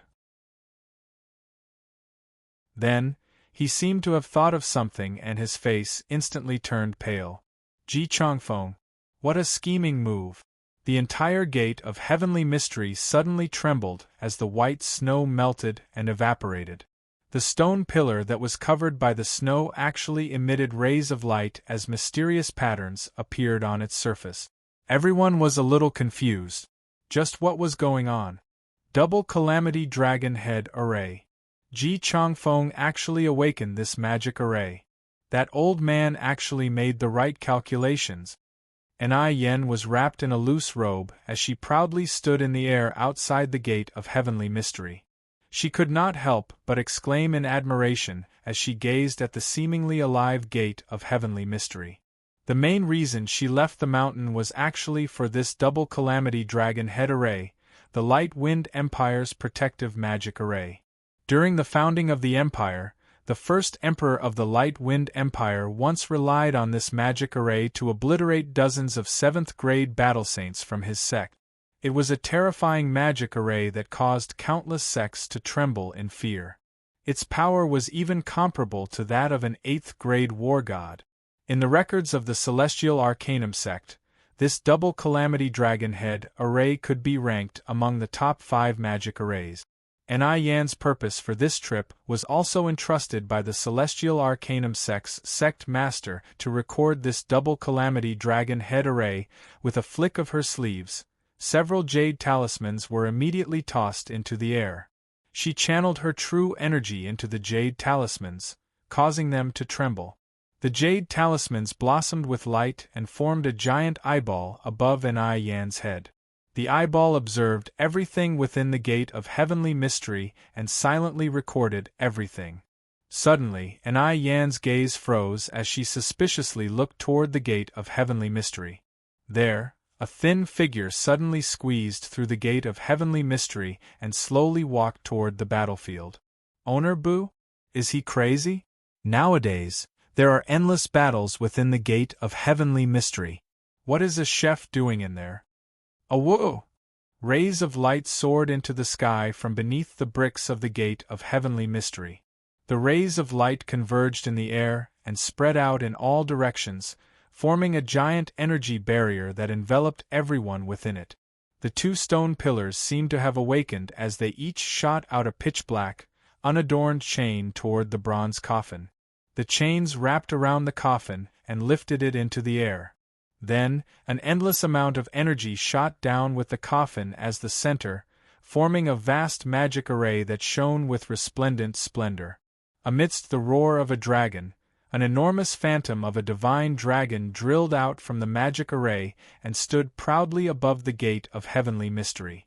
The dragon's mouth was slightly opened as energy continuously dispersed from it. I have been conquering sects for so many years and countless experts from the sects have died in my hand. How dare you insult me during my burial? Even if I have fallen, I am not someone you can humiliate. Therefore, all of the rebels within the gate of heavenly mystery must die.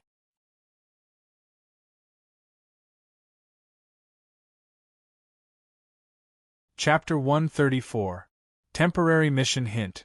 Obtain the 3 stripes path understanding fruit from the burial goods of the Emperor. This fruit is a 7th-grade spirit fruit with 3 stripes.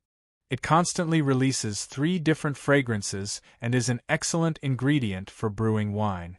The system recommends it as the host's alternative main ingredient for brewing fine wine. Bufang stood at the entrance of the gate of heavenly mystery and took a bite of the crispy oyster pancake. The large and plump oyster was so delicious that he almost swallowed his tongue.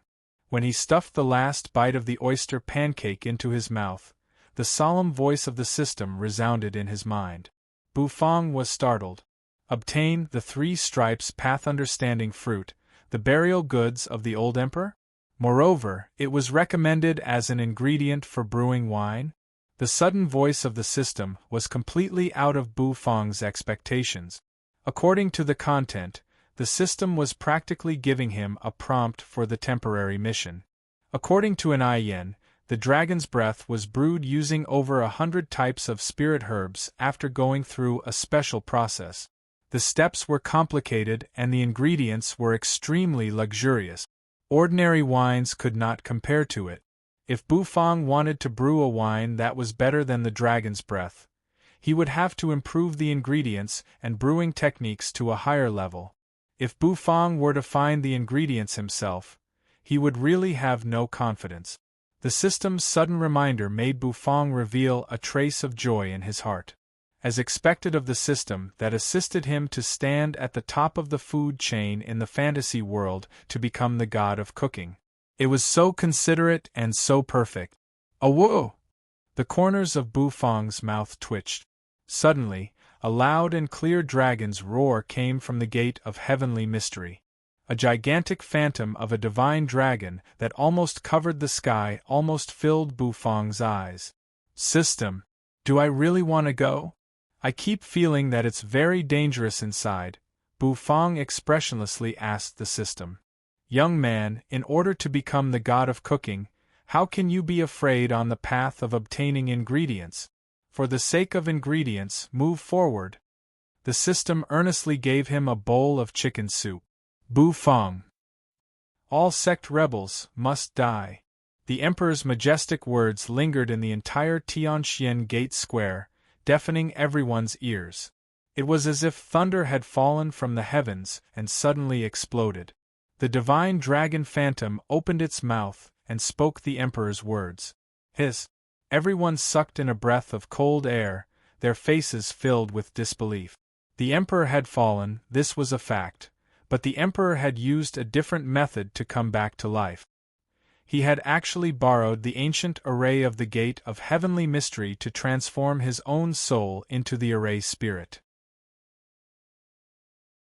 As the formation spirit, the emperor had absolute control over the double calamity dragon head formation. To put it simply, the current emperor had the terrifying power of the double calamity dragon head formation.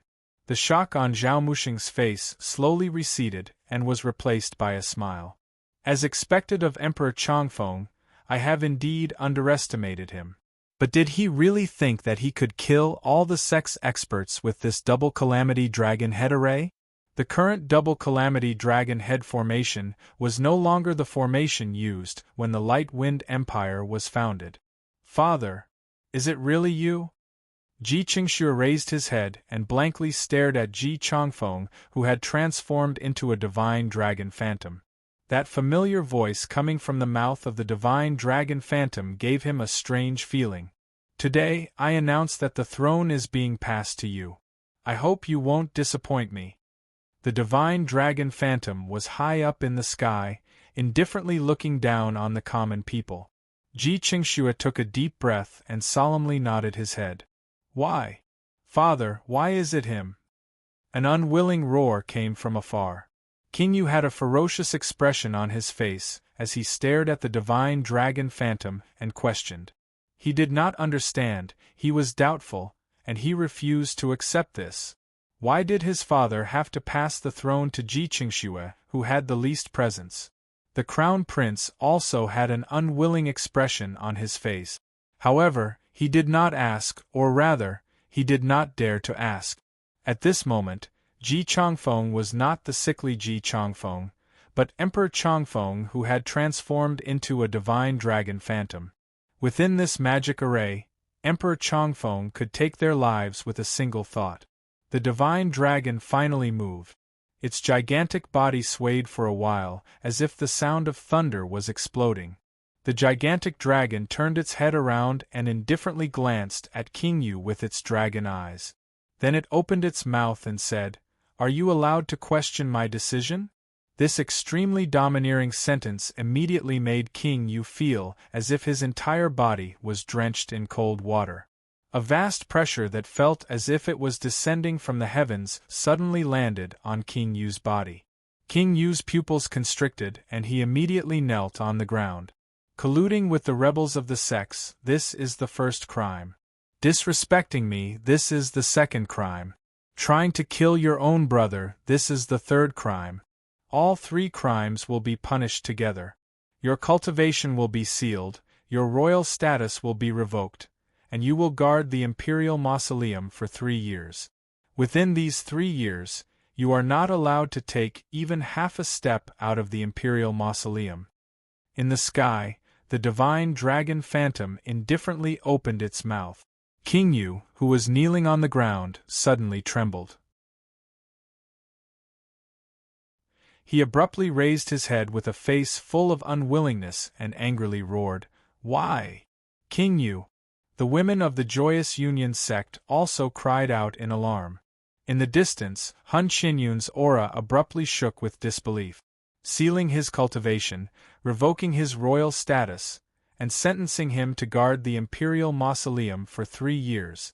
Wasn't that equivalent to imprisonment? If that was really the case, then King Yu would be completely crippled. King Yu's angry roar and unwillingness reverberated throughout the entire gate of heavenly mystery. His voice was almost hoarse from shouting and his eyes were bloodshot.